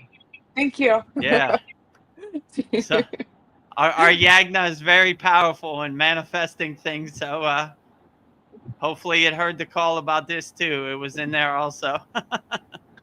Yeah, when I put it in, I put the street address, the time, the people that were interviewing me. I was thinking this is too much, but I think it was just enough. Like, just overdo it with the details. Oh, thank you. It worked, Sandy right? says congrats. Yes. Oh, for your book, Vedagurudev, Sandy says, what about an audio book with some DJ spins between the chapters? Could be, to give you some context, you know. So you can see where I came from to where I'm at now. So Yeah. In the audio book, maybe I'll when you turn the Yeah. page, I'll put some scratching or something in there. Yeah. You know. Next page, page 10. You know, transition.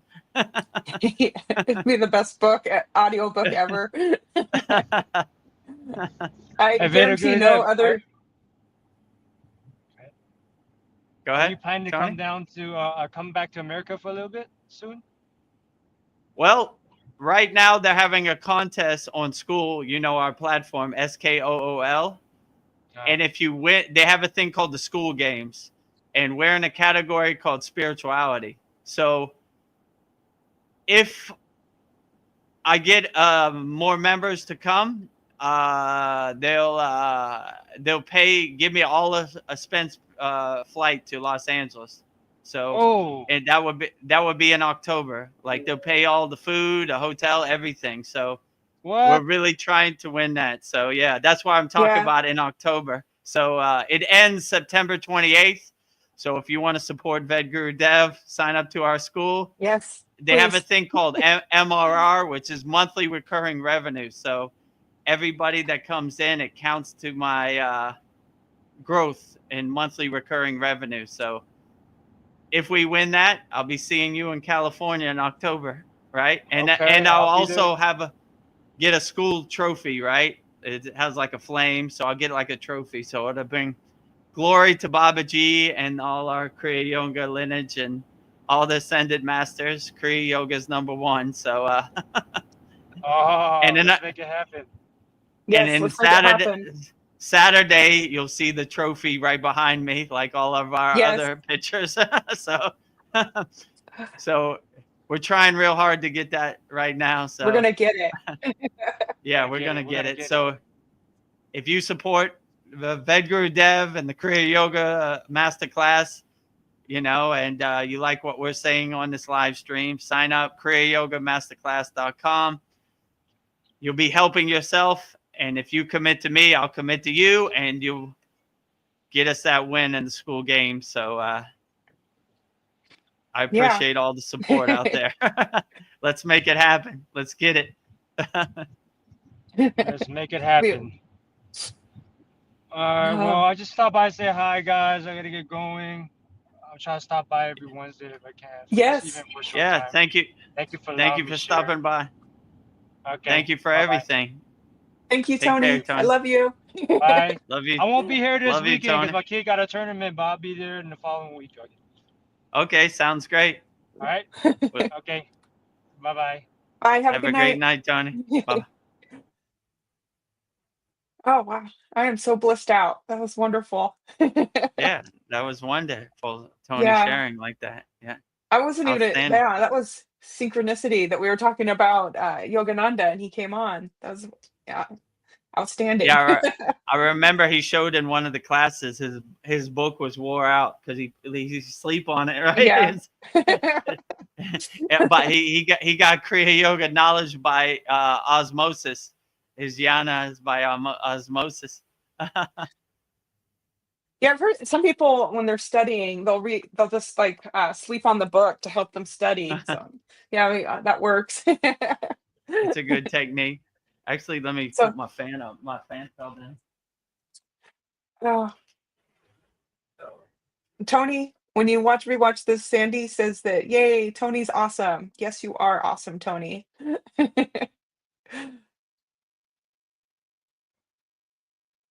Intermission. Vedagurudev stretching. Yeah, it gave me a good opportunity to stretch and put my fan back up. Yeah. Kill two birds with one stone. Yeah, so Tony is I like to call our beginning members A1 day one members, right? So he's been there since the beginning, and we all walk this Kriya Yoga journey together, Veronica included, and a lot of our other members. And I enjoy hearing the benefits and the fruits from practicing Kriya Yoga, which is truly very beautiful. So yeah, outstanding. So yeah, there's a great testimonial from one of our A1 day one members in Tony right there. You know, Yeah. how he came to the school, why he practices Kriya Yoga, why he resonates with Yogananda. So if you don't resonate with that, I don't know what can you resonate with. That was truly profound. Yeah, Sandy says, amazing. Babaji and Yogananda synchronicity. Yes. Yeah, absolutely. You know, they're all one. But Babaji, Yogananda, Yukteswar, Lahiri Messiah, Lord Krishna, Jesus, Yeshua. So like, Yeah. yeah, when you go to Lake Shrine, you see all their pictures lined up, you know? Actually, I like the fact that Babaji's first. They have Babaji's picture first, and everybody follows Babaji, even Yeah. Lord Krishna, which is interesting. So Mm. I always sit in front of the Babaji picture because I'm a Babaji lover and Yeah. nothing better than Babaji. Yeah. Babaji all day, every day. Babaji all day, every day, twice on Sunday.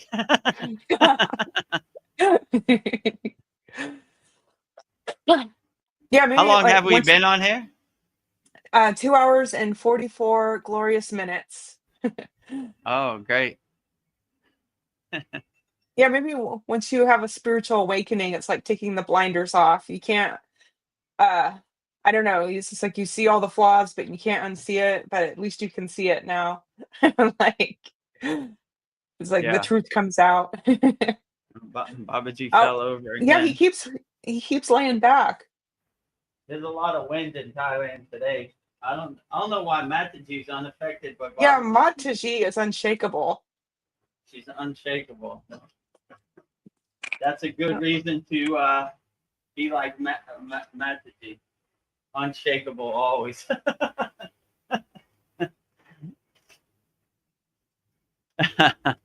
Can you hear me? Yeah, I can hear you.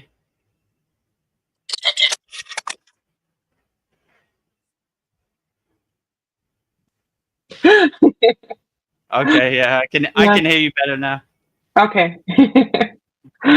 uh, yeah. I've been thinking of God as like an artist. Like Mm. he's just sharing his masterpiece. I don't know, I don't know, and it's like when you're an artist, you want to share it with everybody, and humanity is like the co-creator, and I don't know, to me that gives this world more meaning. I don't know, and invites us to appreciate this world more. So I'd like to see God as like he's an artist.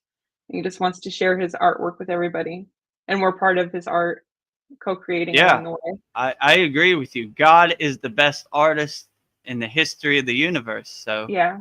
when you really step back from the TV and you look at the stars and you look at the sun and the moon and the nature, and, oh my God, it's so awe-inspiring. It's so beautiful. Like everything. Like I would agree with you. God is the best artist to ever live. Like there's no comparison. He's number one by a long shot. Yes. Like when you really step back and take a look at the beauty of nature that you've taken for granted your whole life, wow, it's so great. Like I remember when I was in the Himalayan mountains, I just couldn't stop.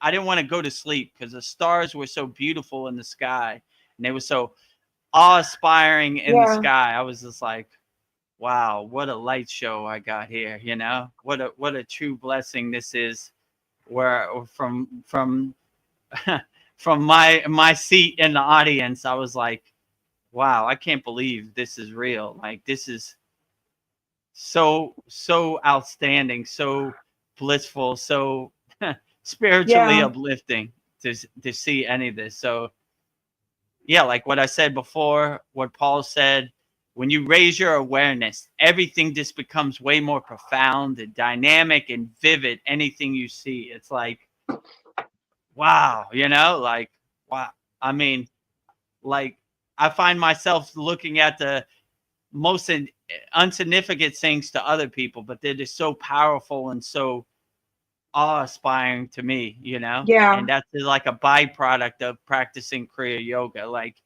your sensitivity to energy and to the prana and the air and the shakti just becomes so heightened, and it's like a breath of fresh air. Like I like to say, sunbathing in the grace of God, just like a breath of fresh air to your soul every second of every day. So Wow.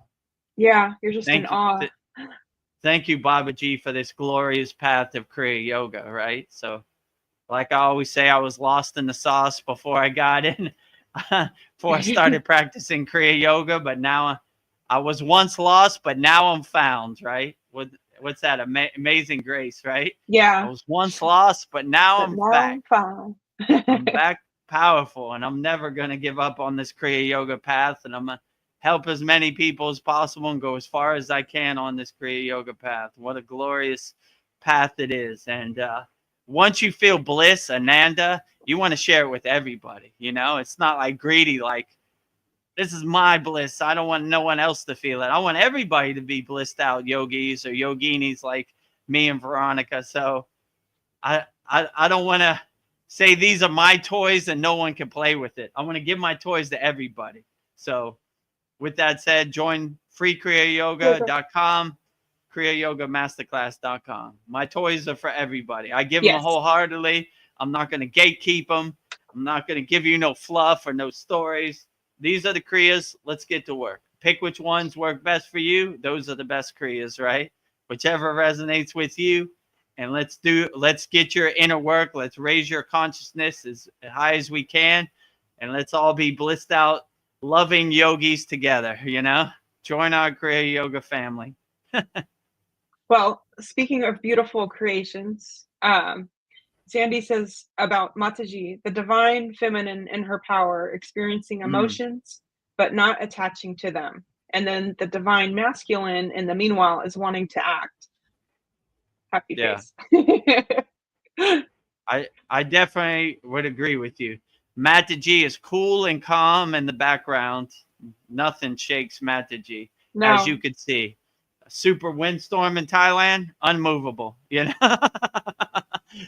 the mountain anchored and grounded, unshakable by the sun, the wind, the snow, you know, nothing shakes the mountain of Mataji. So yeah.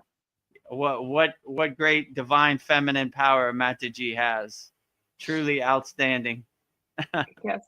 Babaji needs his Mataji. Absolutely, you know, the Shiva and Shakti, you know, the balance, the divine feminine and the divine masculine. You know, you need that balance. Too much masculine, not enough feminine, out of balance. You need the balance, right? The sun and the moon need to be balanced. The Ida and the Pingala need to be balanced, you know. So can't have too much masculine with not enough feminine. Yes. Paul has a question for you. On the mindfulness subject, I've noticed the sun seems more bright and white than in the past. Also, time going by faster. What are your thoughts? Yeah, I would agree with you. Like this year, 2025, I can't believe we're almost in August, you know. I don't even know where most of the year went. It seemed like yesterday was New Year. So I would definitely say time feels like it's going by faster than me. I mean, the sun, I live in Thailand. The sun is super duper powerful, right? Like you could see this American flag here is almost all faded and white from the Thailand super sun. So I would definitely say the sun is super profoundly bright for me, for sure. I mean, I basically praise the sun and I enhance the sun every morning. So the sun definitely shines its healing rays on me as much as possible. I make turns, so I expose my whole body to the healing rays of the sun. So yeah, the sun is super powerful and profound. So I would definitely say I don't take the sun for granted. I try to give the sun the highest light, the highest Deepam, the highest Jyoti, as much love as I can, as much as I can, and sing to the sun as much as I can. Actually, let me sing the Science of Sun worship song. That's a good opportunity for me to sing my praise and love song to the sun. So this is called the Science of Sun worship song, giving praise and love to the highest light, the highest Deepam, the highest Jyoti, which is the sun. Deepam Jyoti Para Brahman, Deepam Sarvam Tamo Bhagam, Dipane satyate sarvam. Naya Deepam Namostude. Kalai Deepam Namostude. Ochidipam Namostude. Sanchadipam Namostude. Nichidipam Namostude. Anbudipam Namostude. Ahimsadipam Namostude. Asanadipam Namostude. Pranadipam Namostude. Dhyanadipam Namostude. Yanadipam Namostude. Mantradipam Namostude. Bhakti Deepam Namostude. Babaji Deepam Namostude. Anai Deepam Namostude. Amin Deepam Namostude. Yoga Deepam Namostude. Yogiar Deepam Namostude.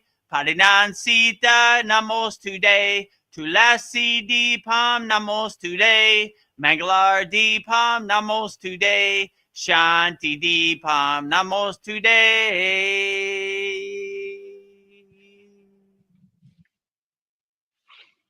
So that is the Science of Sun Worship song. It's basically giving the light to all the different variations of yoga.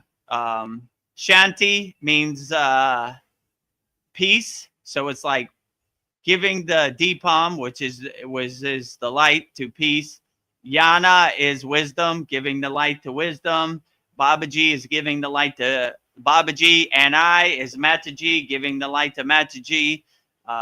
Giving light to asanas, giving light to all the different variations of folds of Kriya Yoga. So we give the light to everything. And when I do my daily puja, I give the light to all my deities, all my statues, all my pictures. So it's a good practice to give the light to a deity, but really you're giving the light to yourself. So you merge with the light of the deity and the light of yourself. So you're lighting your inner lamp and you're lighting the deity's lamp, and those two lights merge together in divine oneness. So no duality in Kriya Yoga, only oneness. I am Krishna, Krishna is me. I am Babaji, and Babaji is me.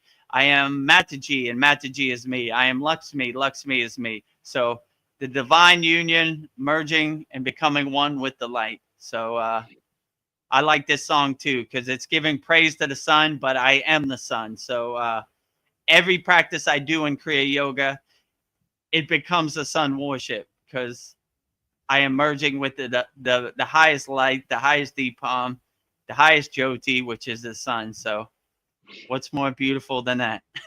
Yeah. And the sun is doing the best job out of anybody. So if the sun don't come up tomorrow, I'm in big trouble. So every day I wake up and I see the super powerful Thailand sun, I say it's going to be a great day. The sun came to work today. God bless you, sun. You're doing the heavy lifting. You're doing the best job out of anybody. You're lighting up our world for billions of people around the world every day. You're doing the best job out of all. So all the glory to the sun. Keep up the good work. All the glory to God and the source. Keep up the good work. You're doing the best job out of everybody. So I take no credit for any of this. All the glory to the source, the sun, Babaji, Mataji, all the ascended masters, all the spirit guides, all the light workers out there. Keep up the good work. You're the greatest. You're doing the best job out of everybody. So keep holding that white flag up, and I'll keep coming to work every day also and holding my white flag up. So if you commit to me, I commit to you, right? And if you don't know how to start practicing Kriya Yoga or raising your awareness, go to freekriyayoga.com, give you a framework.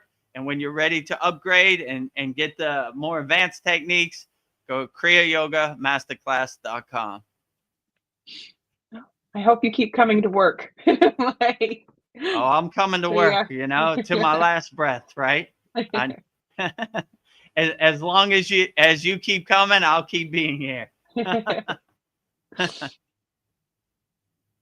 Yeah, back to God being an artist. Another question I was thinking, like, is being an artist of any kind of like a gift, kind of a gift of God, like it's a way to like let God work what through me, creating beauty, that I get to shape the world. I I get to, I don't know, I feel like I'm myself when I'm being a creator. Um, I don't know, and it's like, I don't know, like when you create something, you want to share it. I think maybe that's what God wants to just share it. And I don't know, I feel like when I get to bring beauty to the world, that's like the highest gift I can give to the world. I know Yeah, that. I would agree with you. God is the best creator. And when you kind of make yourself like a radio antenna to receive God's signal, it just kind of flows like I don't even know how I talk for over 3 hours or 4 hours on this satsang. It's almost like I align myself with God. The stream of consciousness hits my crown, and I just say whatever I say, right? Like in the satsang last week, I was talking about dolphins, and I didn't even know where that conversation of dolphins came from. Like, Yeah. I don't talk about dolphins. I don't have no knowledge of dolphin. I went on like a 20-minute rant about dolphins. Where did that Yeah. come from, right? My soul was offended that people would say dolphins are dangerous, right? I don't even know where that came from. I never thought about dolphins, you know, but all I can say is I take no credit for this. This stream of consciousness comes from wherever it comes from. The pillar of light hits my crown, and I just start saying things. And I don't, like I say, Babaji is driving my car. I'm just witnessing Babaji drive me around. I don't take no credit for it. I'm Babaji's mailman. I'm Babaji's postman. I just deliver the mail, you know. Babaji wrote the mail. I'm just a good mailman. So I don't know where any of this comes from. So I would definitely say God, when you align yourself and center yourself with God, then these things are readily available that you could, how would they say it? Tap into the muse, right? The muse kind of guides you and gives you ideas and inspiration and kind of uses your physical meat suit, your physical body to express itself, you know? But I don't take no credit for any of this. I don't know where any of this comes from. Like, and every 3 months, Veronica paints a picture for our 3 months completion certificate in our Kriya Yoga School. And I swear, every time I see that, I was like, that's it right there. It's almost like Oh, it brings a tear to my eyes. Like, that's it. You know, I can't think of any time I've ever told you to change it. I was like, I don't know where that inspiration came from, but that's it, 100%. You know, like that's exactly what I needed. You know, that's exactly yeah. right. Yeah, I'll like text you the picture. I'm like, is there anything I need to change? Did I get it right? And it's like, it's perfect. I'm like, Yeah, it's always perfect. I think we've done 6 of them, right? And now it's always been perfect. So it's like when you align yourself and center yourself with God, God just does all the heavy lifting and uses your body as an instrument or your soul as an instrument, and it just comes out so beautifully, you know? I mean, I'm so inspired and motivated by that I can't take no credit for it. I was like, I don't know where all this came from. I don't say profound yogic, Vedic things like these, you know. I just give all the credit to God, right? I just try to align myself, and the Kriya yoga work we do, the pranayamas, the asanas, the meditation, the mantra japa, the bhakti is all making sure our radio signal is clear with no static or no blockages or resistance. So we could get the divine signal whenever it's presented. So I always think that's a beautiful thing. So I can't think of nothing better than being a radio antenna, picking up the divine signal from wherever it comes from. So I definitely would say that is a true blessing to be used. I like when they say God is the doer and I'm just the witness, or God is the animator and I'm the animation. So letting God express himself through your physical meat suit, what a truly blissful visualization that is, you know? So I try to align myself, make sure there's no static or distractions on my radio signal, and tune in directly and attune myself directly to the God signal. So I just needed to go downstairs so I don't make too much noise for my sleeping husband. But here I Okay, am. yeah, no problem.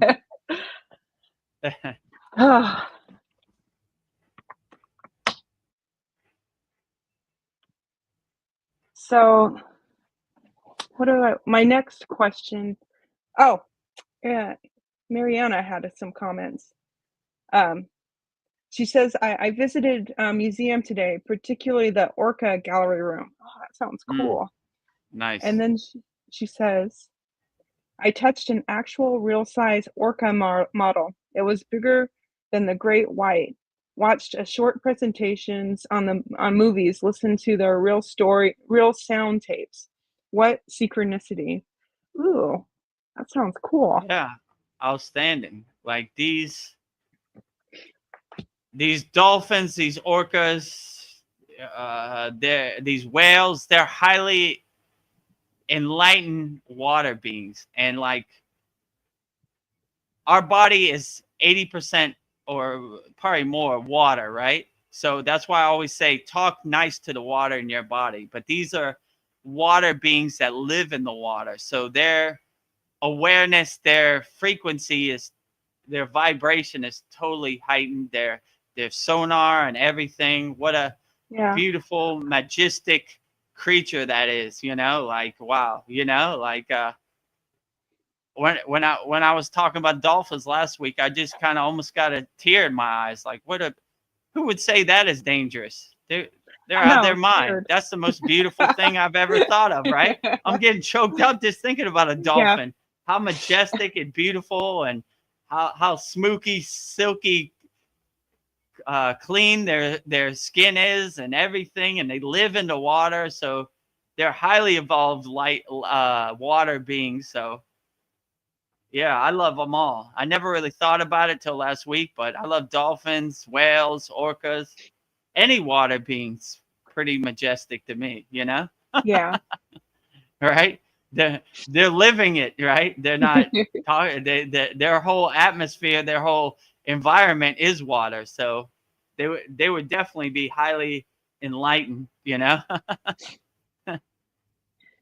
Yeah, listening to you, it's like now the world seems so much more beautiful and exciting. But people, I feel like once you get on the spiritual path, people think you're boring. But it's like, to me, everything feels so exciting. Like my old life, like the things I do for entertainment just seem boring to me. But it's just True. like the people I left, my old relationships, they see me as boring, but I feel like everything's more exciting now. I don't know. Do people from your old life think you're boring? I don't know, but you feel like everything's exciting now. Yeah. Like, I mean, people from my pre-Kriya yoga life, they probably think I'm nuts. They think I'm crazy. They think I've lost my mind because I practice Kriya yoga. But yeah, it doesn't matter what they think. It's between me and Babaji. So like, whether they think I'm boring or not, who cares? Yeah. I'm living the best spiritual adventure odyssey book that's ever been written, right? Like, I can't even tell you what the next page is going to be. It's so exciting, right? Like, you know, they're boring. What do? Look at Instagram all day, or, you know, talk about Donald Trump? I don't know. That's boring to me. Yeah. What is really vibrant and profound, the dynamic, is trees and birds and, you know, Dolphins. That's boring to you. Dolphins, right? Orcas, right? Like, what? Yeah. Oh, you're boring. You look at trees all day. You're boring. You look at Donald Trump all day, right? Like, so I'm not doing this to impress anybody. Like I always say, it's between me and Babaji. So if they don't accept and they think I'm boring, that's perfectly fine. I want to be boring in their eyes, right? I don't want to. When they say go right, I go left. You know, I don't want to do anything. I don't want to fit in their box. I don't want to their perception of me to become my perception. So anything they say, I'm like, I want no part of it. I want to be the most boring person ever, right? And boring in their perception sounds totally glorious to me and totally Yeah. blissful, right? Like, what are you doing? Looking at trees again? Yeah, these trees are beautiful. Like, Yeah. have you ever stopped and looked at a tree and hugged a tree or kissed a tree? What's Yeah. more beautiful than that? Look at this. Look at this cat. It has light green eyes. Wow, that's so beautiful. Like, that's just some dumb cat off the street. No, it's not. It's a highly evolved being. You know. Wow. Yeah. How'd you get those so light green eyes? Look at that bird. It just flew by. Oh my God. Wow. You know. So like, Yeah. to other people, lower frequency beings, NPCs, whatever you want to call them, it might look boring, but to me, it's the greatest adventure ever told, you know? So Yeah. It's like a whole new world I opened up to you. I definitely want to be boring in their eyes, but to me, it's like the greatest adventure. You know, I can't even tell you, when I wake up, I jump out of bed with a big smile on my face. Hello, world. I love you. The universe is so great. Look at that sun. Woo. Oh, my God. Wow. How'd I get so lucky? I win the lottery every day I wake up. So, yeah. So that's how I kind of look at it. Like, what other people think, who cares? Yeah. I don't want to fit in their box. Like, you know, like I was telling my daughter the other day, like, you want some great advice? If people aren't in your family and they don't pay you money, they don't matter. They don't matter. And that's what they hate. There's so many people stealing your attention out here in this world. They don't matter. Who cares? Who cares what Kim Kardashian wore to the Grammys? Who cares who's president? Who cares what basketball team won the game last night? It don't matter. None of it matters. It doesn't. None of this serves you in the present moment. So if you could really get over that mountaintop and not care, oh, you're pretty much all the way home, right? And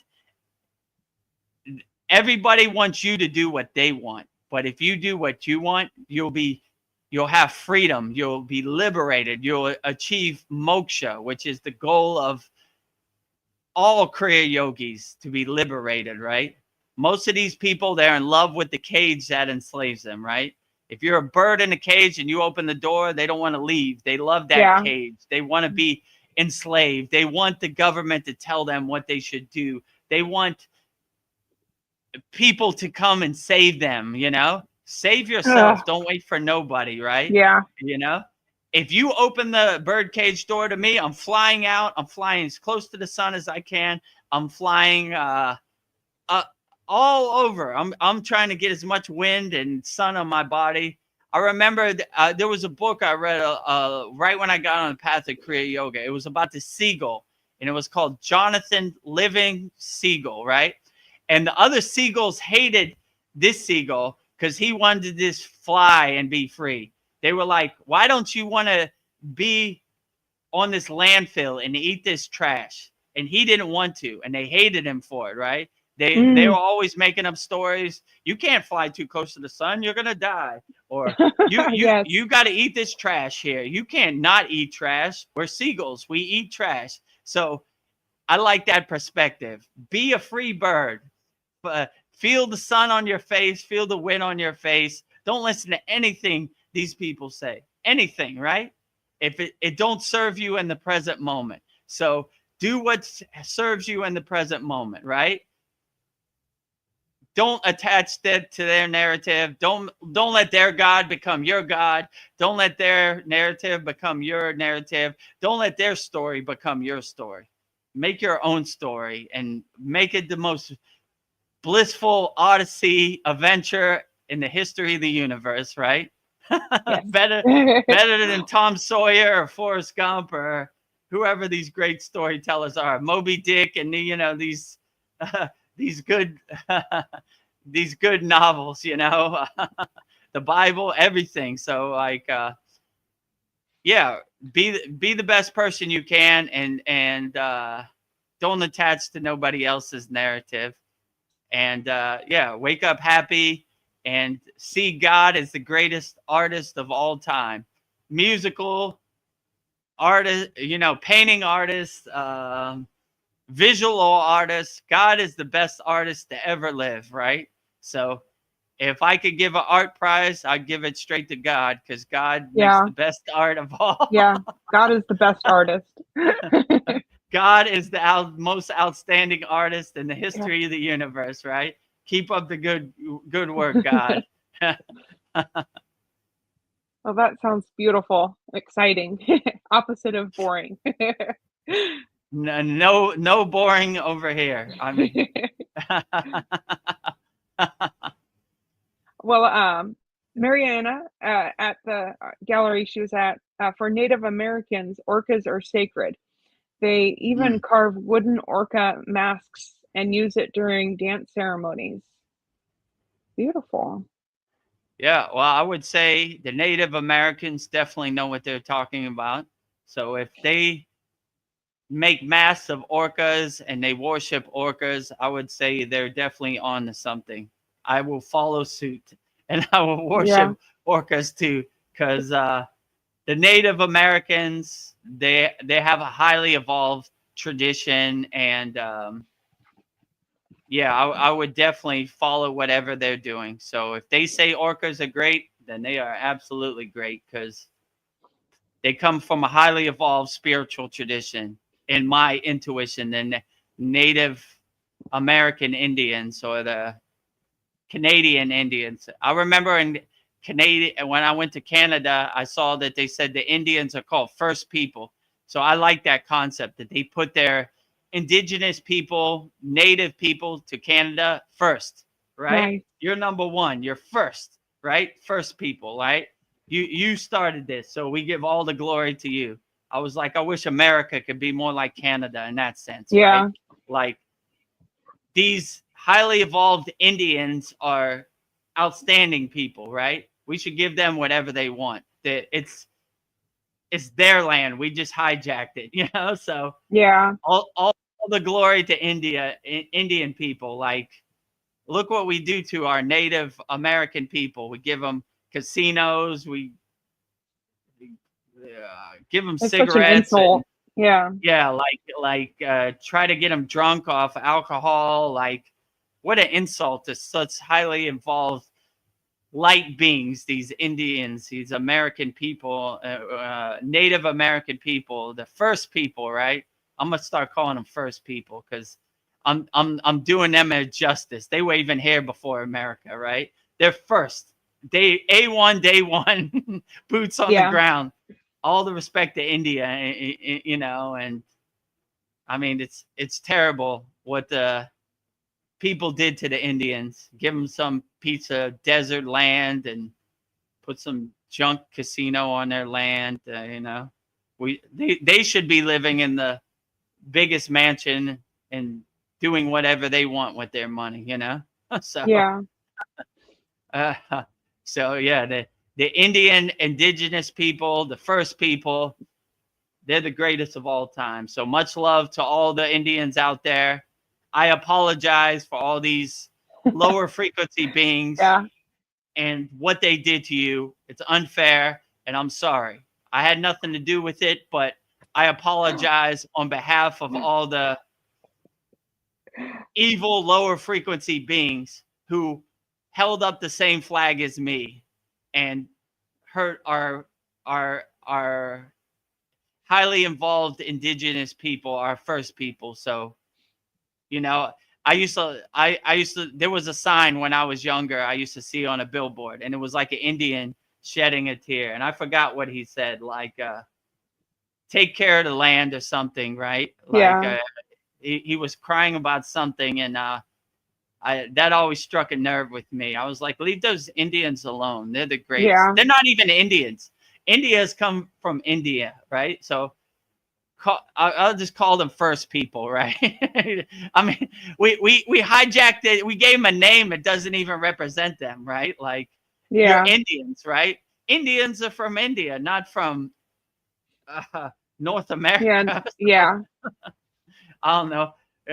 Respect all there I go. I said it again. Respect all first people. They conditioned me from birth to call these beautiful people misappropriate them by the wrong name. Yeah. So I'm sorry for that. You know, first people, the greatest people, highly evolved light beings, Native Americans. I got to find a better word to call them, right? Let's just say Yeah. highly evolved spiritual beings.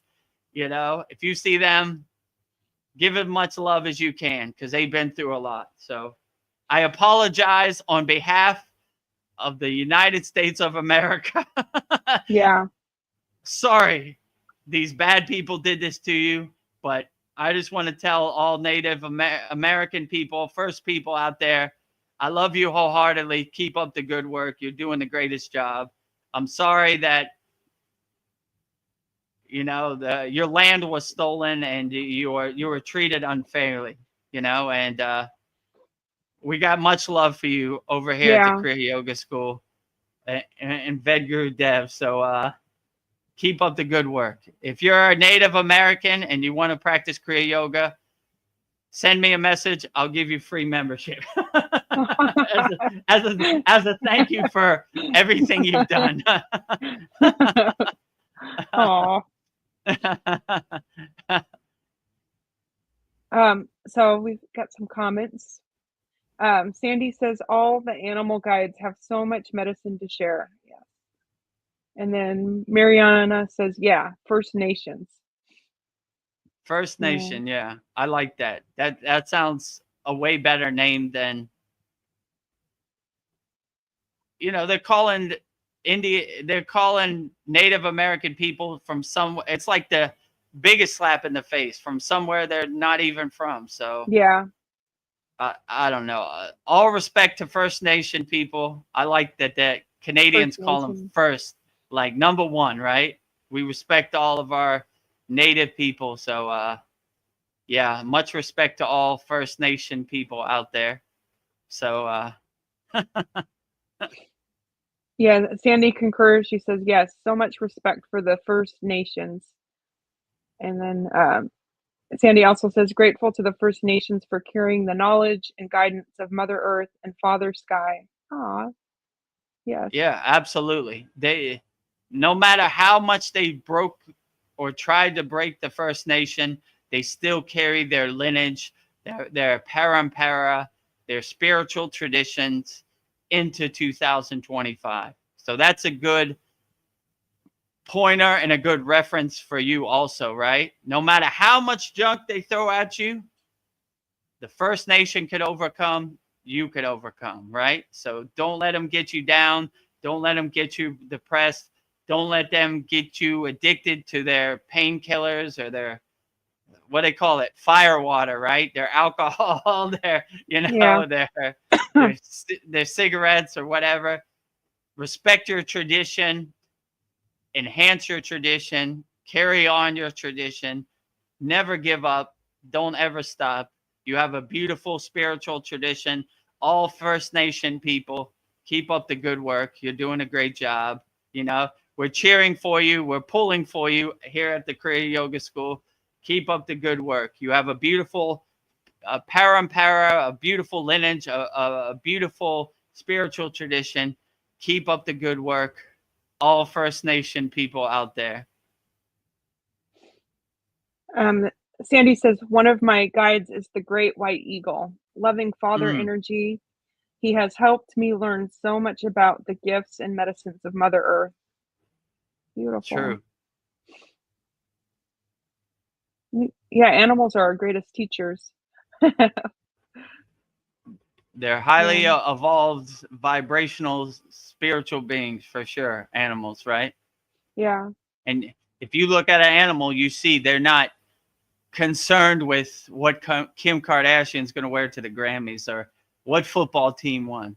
You know, they're concerned with being in the sun,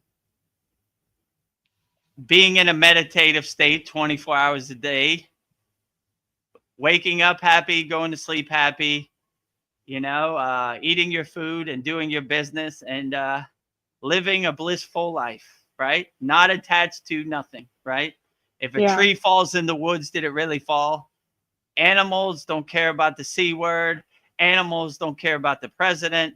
Animals don't care about nothing. So be more like your cat in a meditative 24-hour-a-day state, you know? The cat is the best teacher. Enjoying the sun, you know, eating your food, meditating all day, you know? Cats are great meditation teachers. Yes.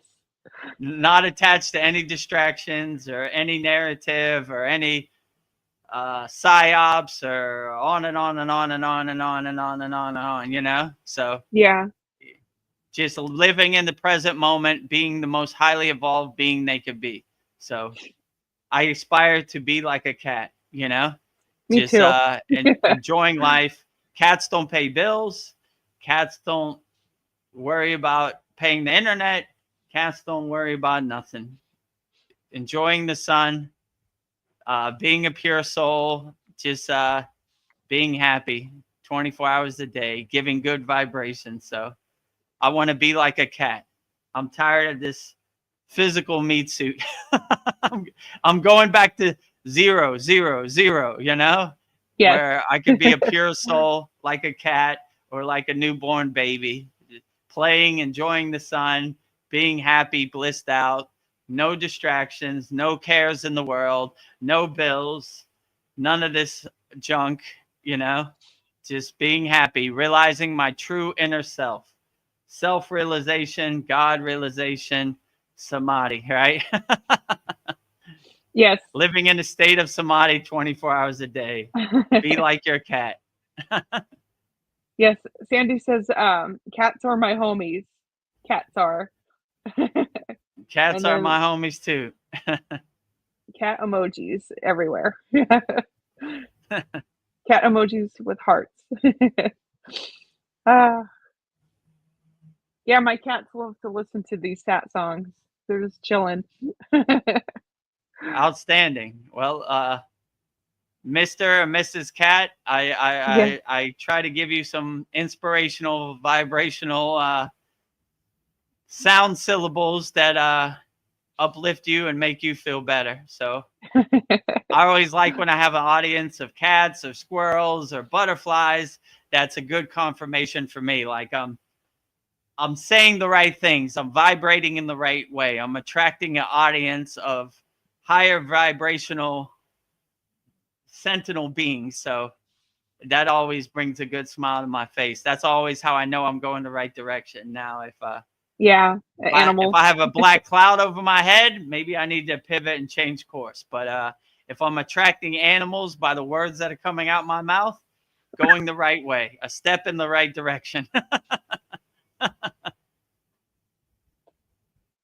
I like the practice you've talked about in the past, like at the end of the night, you do like a self-reflection and like think about the things you did right, things you could have Yeah. worked on better. That's something I'm starting to do every night just to like think about my day.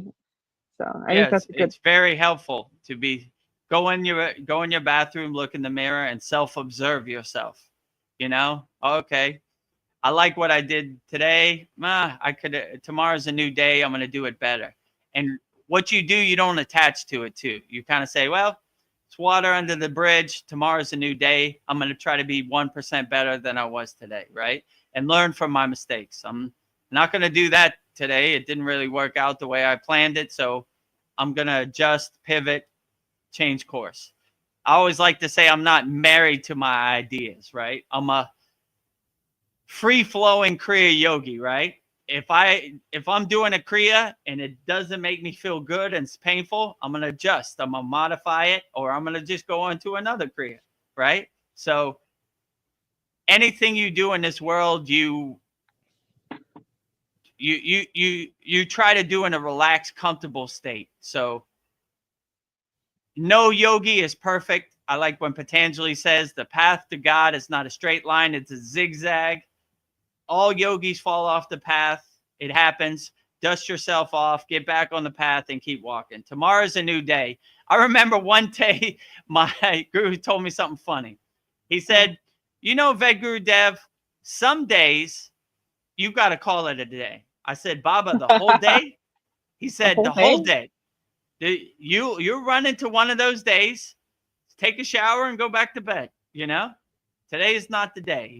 If you're going to struggle with it and fight it, it's never going to happen the way you want it to happen. Some days you just got to turn off the lights and go back to bed.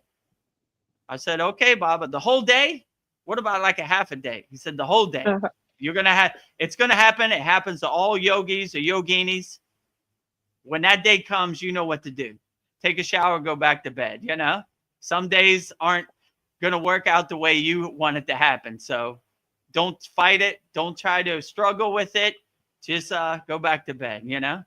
Other days, it's a mountain you enjoy climbing. So yeah. So Yeah. I liked when he said it that way. That brought it into good perception. So even the most highly evolved yogis and light beings and ascended masters, they've had a couple days that they probably weren't proud of. It happens, right? The reason they evolve, because they don't dwell on it, they don't attach to it, they just dust themselves off and say, well, okay, that was a good lesson. I'm gonna keep walking though, Yeah. forward, not backwards. So it happens to everybody. So you don't beat yourself up about it. You don't get too attached to it. You don't try to make sense of it. You go into the mirror in the bathroom and you look in the mirror and say, all right, well, I could have did that better, but tomorrow's the new day and I'm going to learn from it. And I'm going to try to be 1% better than I was yesterday. And you'd be surprised how fast that 1% adds up to 90%, 3 months, you're at 90%. And you've already crossed that bridge. You already learned that lesson. So you don't have to revisit it. And you have the tools to know what to do in that situation. Like, oh, I've been here before, Recently, I've been getting a lot of deja vu. Like, I've been here. I've been in this situation. I know what to do. So it's been helpful because I already know what to do. I've already lived this in a past life or whatever. I'm just remembering it. I know what to do. But as long as you keep a smile on your face and a happy disposition, you'd be surprised how much you could overcome. And be like Mataji, an unshakable yogini, no matter what happens. I don't care how much wind there is. I don't care who's president. I don't care what happens in some faraway place. I don't care about none of that. Unshakable 24 hours a day. Vedagurudev, Sandy needs your help. Okay, great. She has been experiencing pain in her back right tooth. Only if guided. I wondered if you could please send some healing. Thank you, Babaji. I got a filling done, but still experiencing pain. I have a follow-up appointment on Monday, but I've been asking the angels for help. But any extra help counts. Maybe Dan Van Tree? I don't know. Yep, that's what I was thinking, Dan Van Tree. So, Sandy, I'll make a deal with you. I'll try my best to heal your tooth. If I do heal your tooth, please join our Kriya Yoga family. Okay? Give me 3 months.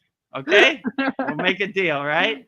So what I need you to do, put your finger on your tooth where you would feel pain, and I will transmute healing spiritual energy. So do we have a deal in place? Let me see. She said deal. Deal. There you go. All right, let's get to work. So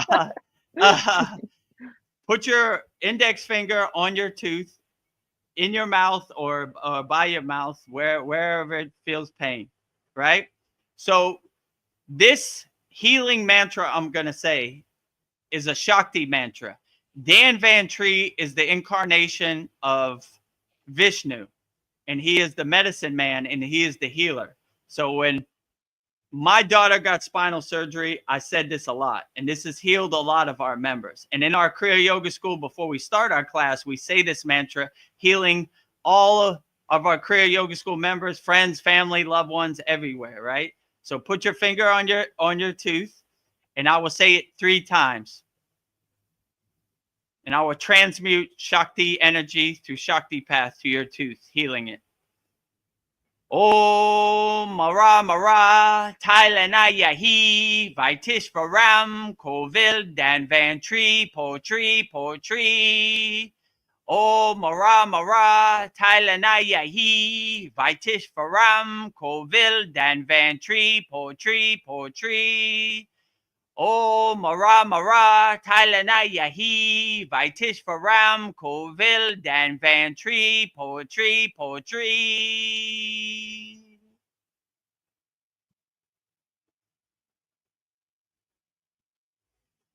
So that is Dan Van Tree's healing mantra. Healing your pain in your tooth.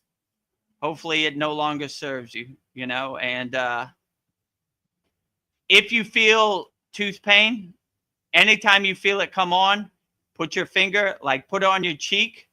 Like you don't have to put it in your, well, let me see, put it in your mouth, and you kind of blow your prana to the hurt spot, right? So you're focusing all your energy on the hurt spot, which is your tooth. So whichever tooth, put your finger on it and blow your collected prana to your hurt spot, and that should heal you. And many of our members in our Kriya Yoga School have good results from this. One of our members, his right toe was damaged because he had an ingrown toenail, and he does this practice, and he says it's been very helpful to get feeling back in his toe so he can walk again. So yeah, I wish you all the best, Sandy, and let me know how it goes. So if you're healed, we'll see you in our Kriya Yoga Masterclass. Yeah. Well, after deal, she said done.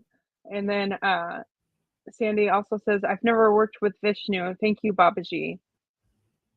Yeah, so Vishnu, his incarnation of Vishnu. So some of these deities are so powerful, like Shiva, Vishnu, and Brahma, right? So they have other incarnations. So let's say a chip off the old block of Vishnu is Dan Van Tree, which is known as the father of healing medicine, right? So he has this oil. It's called Vaitishvaram, right? That mantra is calling him to bring his healing oil to rub on your hurt spot, right? So hopefully he heard your call and he will rub it on your hurt spot so you can overcome whatever you're going through for sure. So yeah, Vishnu, Dan Van Tree is anytime a yogi needs healing, they call on Dan Van Tree, which is the medicine Sita, the healing Sita. So yeah, hopefully Dan Van Tree heals you like he's healed many of our members, my daughter included. When my daughter had spinal surgery, this is the mantra I said over and over till she was healed. Sandy says she's already feeling less pain. I will keep doing this tonight. Wow. Nice. Yeah, there you go. And if you join our Kriya Yoga Masterclass, I'll send you the mantra, or I'll say it so you can listen to it over and over. Like I do that for our students also. So yeah, you could put it on loop, you know, and hear me say it over and over, or I'll teach you how to say it. Like I have it broken down in the sound syllables, so you could say it also. Like there's an Indian way to say it, and there's a American way to say it, like a more westernized way to say it. So I break it down like Mara Thailand na ya he, you know. So I kind of break it down into sound syllables because it's kind of a mouthful, but yeah, so sounds great. So I'll see you in the Kriya Yoga Masterclass. Yes. And you'll be supporting us to win the school games also. So yeah, your support is greatly appreciated. Yes. Actually, let me stretch my legs 1 second. Yeah. How long have we been on here now? 3 hours and 37 minutes. So, whoa, okay. Yeah. We're getting close. Time has been flying by. You have to go soon, right? Yeah. We got 20 minutes. Okay. Okay, all right. Yeah. So yeah, put in your last minute questions. If you want to know how to join our Kriya Yoga School, go to Kriya Yoga Masterclass. Click on start your free trial now. The trial's not there, but you'll go straight into the school. Actually, that's something I got to change today. I got to take that, reword that. Join our Kriya Yoga School now, right? So Yes. Sandy says she tends to work with the hotties, Krishna and Shiva. Yes. you They can get all the never go attention. wrong with Krishna and Shiva, right? Adi Yogi, the first yogi. Krishna is the highly evolved yogi in the Bhagavad Gita, the supreme science of yoga, right? He's all.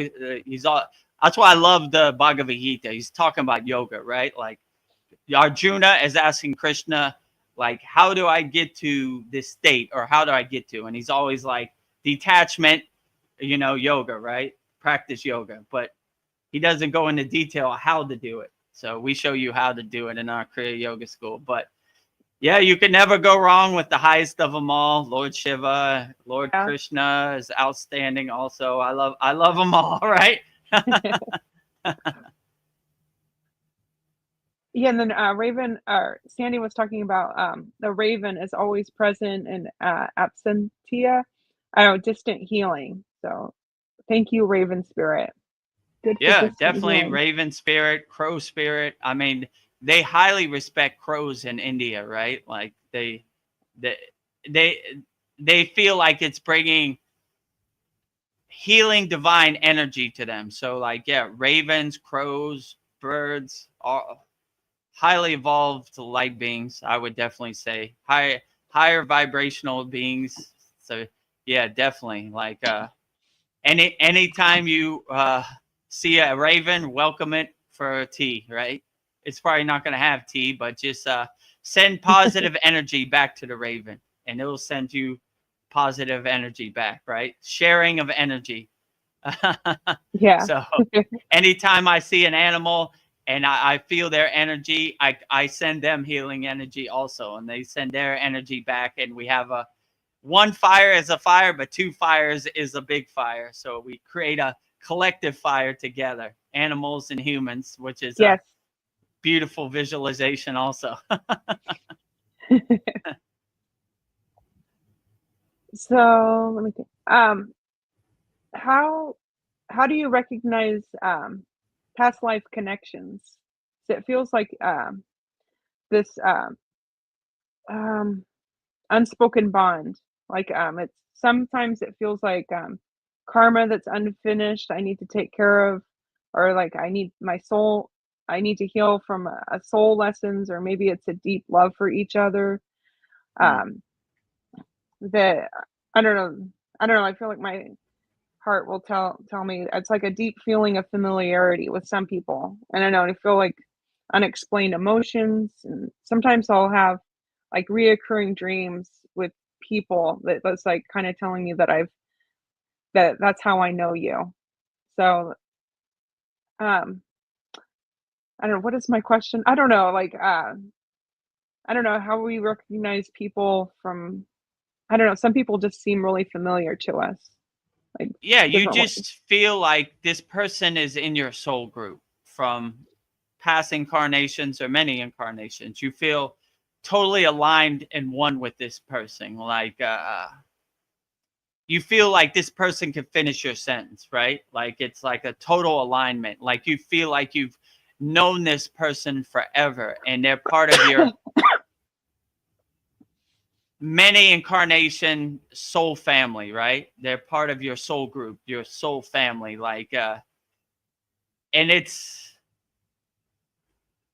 yeah, when you meet your somebody from your soul family, you feel like you've known them forever. Like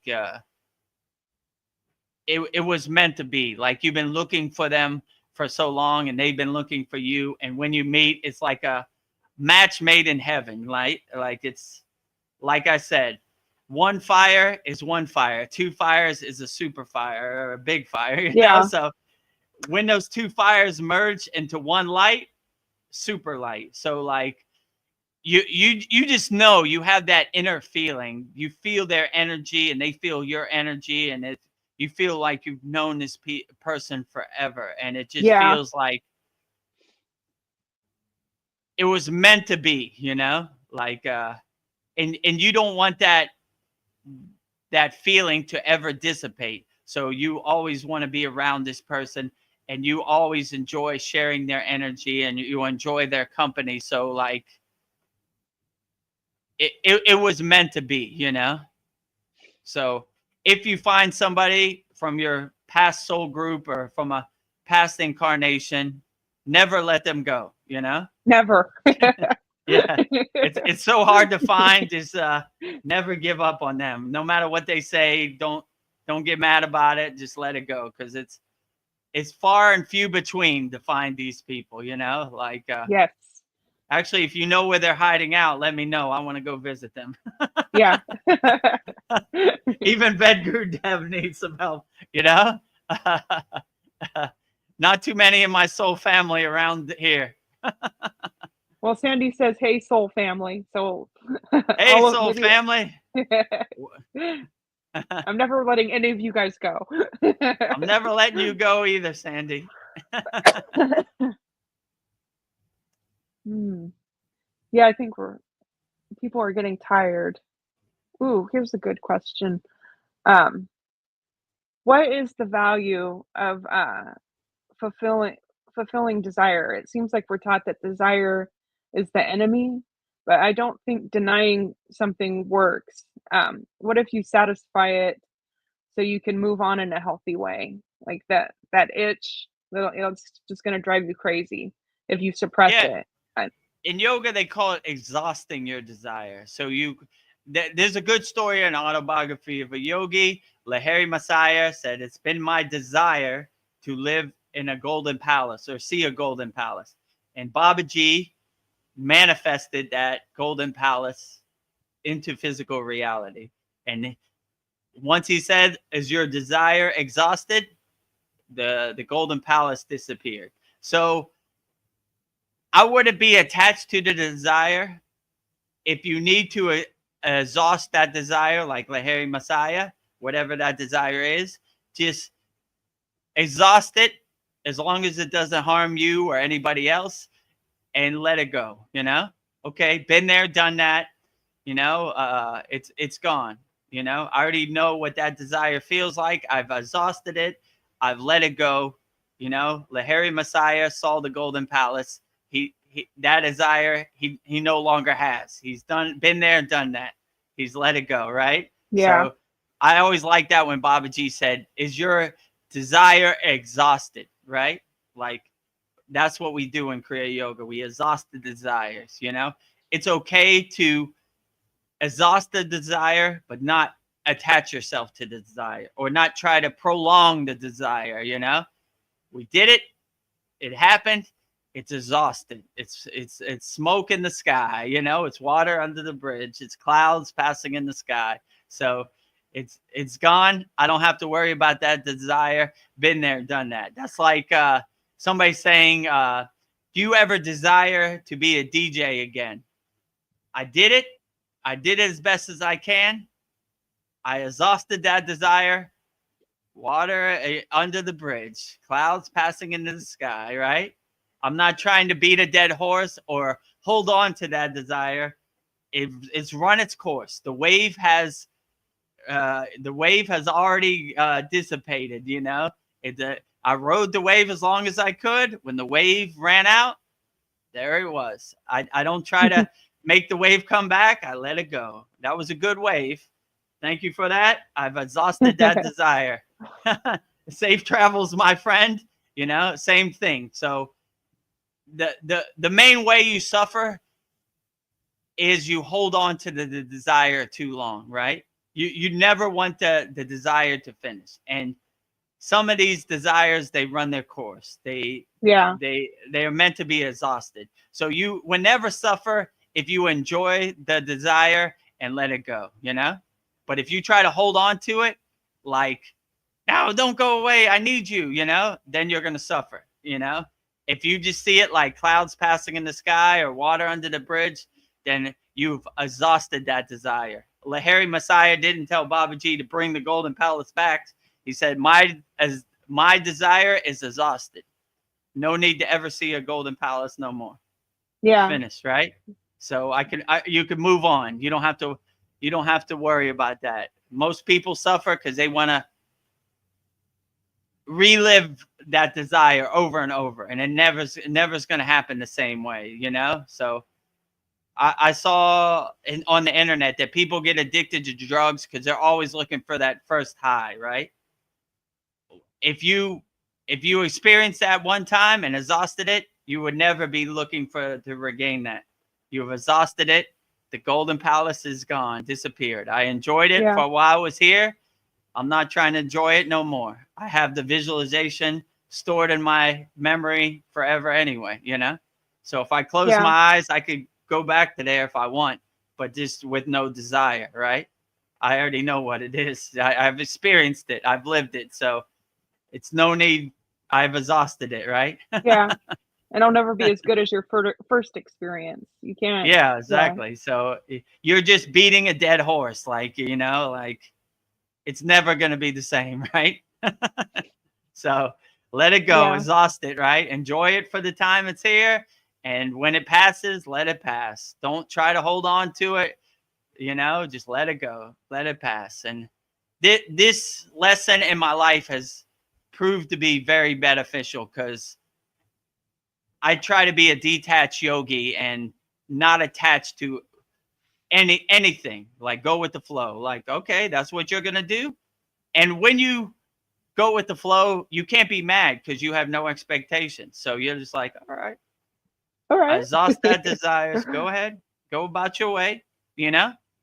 I don't need you. I'm perfectly fine. I'm the king of my castle. If you want to come, be a plus, don't be a minus. So if you could add and uplift me, and our two energies can be a big energy, then great. But if you're a minus energy and you take away from my energy like an energy vampire, bye-bye. Yeah. Bye, Felicia. Bye, Felicia. Bye, Felicia. Keep walking. Keep on walking. All right. What my father used to say, it was funny. He said, don't let the door hit you where the good Lord splits you, right? It means like the door is hitting you on your ass on the way out. don't let the door hit you where the good Lord splits you. Yeah. That's a funny one. Yeah. Gosh darn. Yeah, and I like Bye, Felicia. Bye, Felicia. Keep walking. Keep your negative vibes away from me. Yeah, and I like Boganantar. He'll like, if he wants a candy bar, he's gonna enjoy it, and then he's done. True. Like, yeah. I mean, Boganantar is my favorite, but I'm biased because I was initiated into the supreme science of Kriya Yoga in Katagama, where Boganantar had initiated Babaji, as the story goes. Into Kriya Kundalini Pranayama, they have Babaji's temple. Some wise guy cut down the tree, I don't know, about 20 years ago, whatever. I don't know why he did that, but in the place of the actual tree, they have a temple and a shrine with a Babaji statue and, different Babaji stuff. So, yeah, I really resonate with Boganantar. Bogar means an enjoyer. So he was an enjoyer. He enjoyed everything about life. He didn't care what no one thought. If he felt like eating a candy bar, I mean, thousands of years ago, they probably didn't have candy bar, but there's some sweet. Kind of sweet, he definitely ate it. He didn't care, and other yogis were more strict and they looked, what's wrong with Bogar? He just does whatever he wants. So he was a free bird. He did whatever he want. Bogar means an enjoyer, right? So he enjoyed everything about life as much as if he was going to do it, he was going to enjoy it to the fullest, right? 100%. So he enjoyed that. And I always like that perspective of being an enjoyer, right? Yeah. When I went to HydroCon, they had a book. It was called Autobiography of a Bogey, not a yogi, right? Like, whoa. Autobiography of an enjoyer, right? So I always like that perspective. I want to be a bogey, not a bogey. Right? And more enjoyer, less strict yogi, right? he had no rules, no guardrails, no guidelines. He did whatever he wanted, you know. So be like Bogart, enjoy your life to the fullest as much as you can. Yes. And join the Kriya Yoga School and enjoy it. Yeah, Be a enjoy bogey. every Kriya as much as you can. When Veronica asked me what's the best Kriya, I said whichever one you enjoy or resonate with, that is by far the best, right? So it's not one size fits all. Like this Kriya is the lightning path.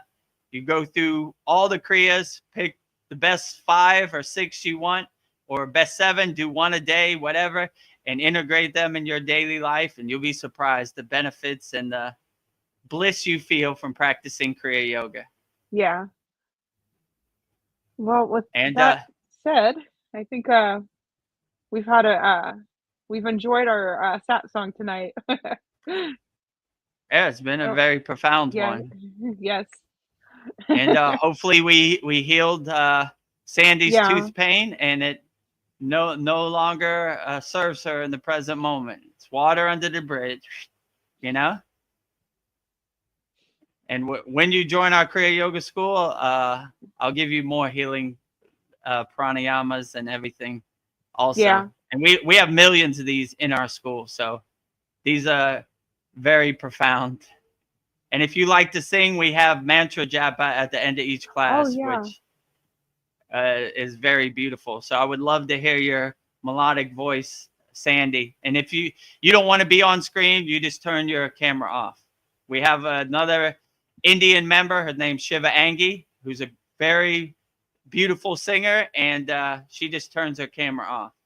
And some people, like Cal, prefer to be on YouTube. So whichever you prefer. But we would love to have you a part of our Kriya Yoga family, and anybody out there who's watching this. So Yeah, I love doing the mantras at the end. I don't know, I collect them yeah, like it's very playing cards. powerful. Like, And one of our members, his daughter leads our mantra japa Yes. practice, our weekly, and that is very profound, right? Because Yeah. I used to lead, but then when I heard her innocent, pure soul voice, I think she's, what is she, 9 years old, 11? Yeah. And I know, I heard her she's pour, pretty young. her pure, innocent soul voice. I said, you lead the mantra japa from now on. So we have a banner. It says, you know, led by Ariana, you know, mantra japa. So that is very beautiful. Sandy says, I'm feeling less pain now. I sing also. How did you know? Jai Babaji. Jai Babaji. Well, we got singing for you for sure. At the end of each class, we have a 20-minute kirtan bhajan singing session. So whatever bhajan or kirtan you have, by all means, I would love to hear your melodic voice in our Kriya Yoga School. I think Vedagurudev, he just gets the transmission and he just knows things. So we knew you have a beautiful voice. Yeah, I don't know where it comes from. I take no credit. Babaji's driving the car. I'm just witnessing him drive me around. So Yeah, you're an antenna. I'm an antenna for the stream of consciousness. The pillar of light hits my crown, and I take no credit for anything that comes out my mouth on any of these sad songs or anything. Yeah. Well, I guess we'll call it a night. Wrap up put a bow on it. Okay. Well, yeah, let's Yeah. put a bow on it. If you haven't, join, sign up, subscribe to my YouTube channel at Vedagurudev. We need like 150 more members to be monetized over 1,000. So that would be very great. If you want to discover the secrets of Kriya Yoga, 100% free, join our 100% free Kriya Yoga School. Go to freekriyayoga.com. Just hit the join our group button. Whatever country you come from, put your flag in there and say, I'm so-and-so from this country, or this is why I want to practice Kriya Yoga in your bio, which is very beautiful, so we can know where you're at. And if you're ready to master the supreme science of Kriya Yoga, go to KriyaYogaMasterclass.com. click on the red button. It says start your free trial here, but I'm going to change that after I get off here. Join our free Kriya Yoga Masterclass. Sign up. You'll be helping us win the school games, and that would be beautiful. So I could meet all of our members and our Kriya Yoga family in person in California in October if I win the school game. So you'll be supporting the cause. You'll be supporting the Kriya Yoga School, which is beautiful. And plus, you'll be blown away by all the value in our Kriya Yoga Masterclass. I promise you. Hundreds of Kriyas,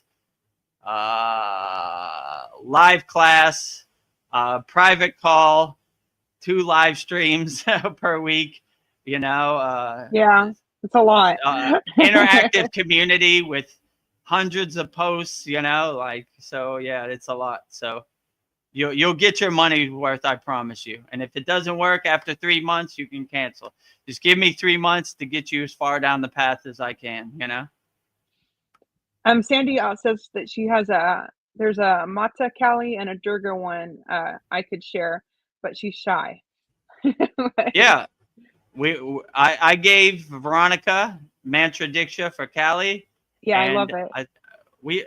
I gave somebody a Durga. I think maybe I gave Brian the Durga. Yeah. So Durga. we have both of those also. So those are very profound also. So yeah, I would love to hear your Durga mantra and your Kali mantra. Outstanding, right? So that Kali fierceness, right?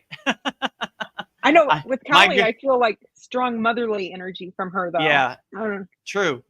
Yeah, I like to focus on the aspects of Kali, Divine Mother, more than the ferocity. You know, the tongue hanging out, the head in her hand. You know, this necklace of skulls. You know, so yeah, I like the Divine Mother Kali more than the fierce Kali, but they both play their part. My guru used to say, I'll give you mantra diksha for Kali, but you need less ferocity. You need more Divine Mother. You need more humbleness or calmness, right? Yeah. You have too much ferocity, you know, already, you know. You need to calm down, relax. Calm down. You don't need to be more. You're too high strung already, Vedagurudev.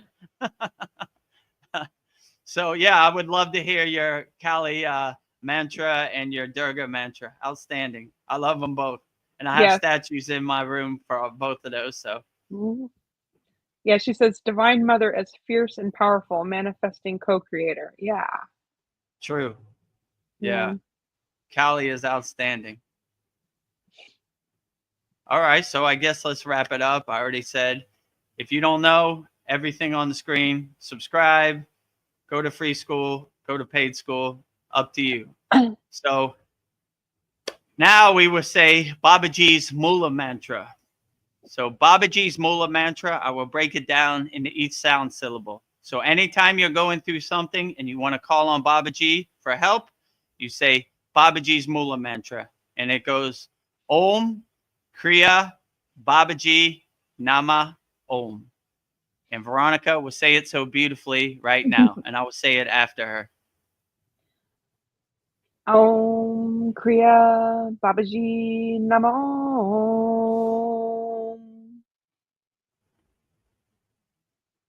Now I will say it also. Om Kriya Babaji Namo. Next, we will say lastly, in closing, the Shanti Universal Peace Mantra, giving peace and love to all people all around the world. And Veronica will say it so beautifully right now. Om Shanti, Shanti, Shanti, Shalom, Om Sat Nam Sadhu Tao, Om. Can I do that again? Like, Om Shanti, Shanti, Shanti, Shalom, Om Sat Nam Sadhu Tao, Om Spirit. Swami Kami Amen Amen Omen Say La Say La Mi. Oh, I'm sorry. I don't know what happened. I think you'll say it more beautifully than me. I'm sorry. Something Oh, it's happened. okay. No problem. I got nervous. Oh, it's okay. So I'll say it lastly. Om Shanti Shanti Shanti Shalom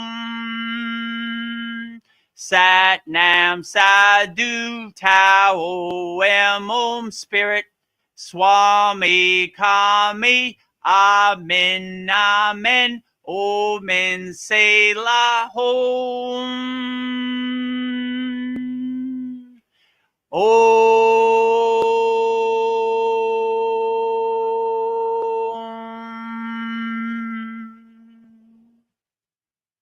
Are you feeling spiritually lost, like you've tried everything, YouTube videos, online courses, even meditation apps, but still something is missing? Wondering, is this all there is? The world is loud and chaotic, and your soul is overwhelmed, craving inner peace, but you can't find your way back to yourself. This is exactly why I created the Kriya Yoga Masterclass and my proven soul coaching system to help people just like you. This isn't a video you watch and forget. It's a daily spiritual lifeline that brings you back to your soul. So if you're done feeling lost and you're ready to start transforming, then come join us. This is more than a course. This is your lifeline. Go to KriyaYogaMasterclass.com. Kriya Babaji Namo.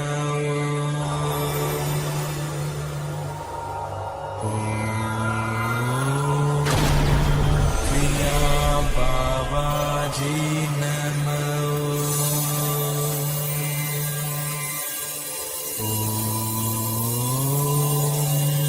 Kriya Babaji Namo.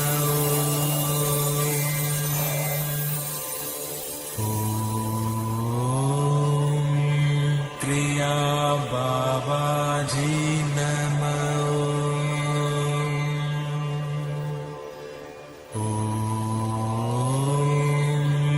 Kriya Babaji Namo.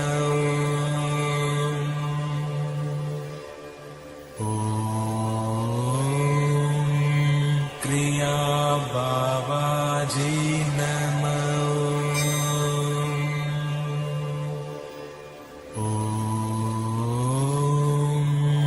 Kriya Babaji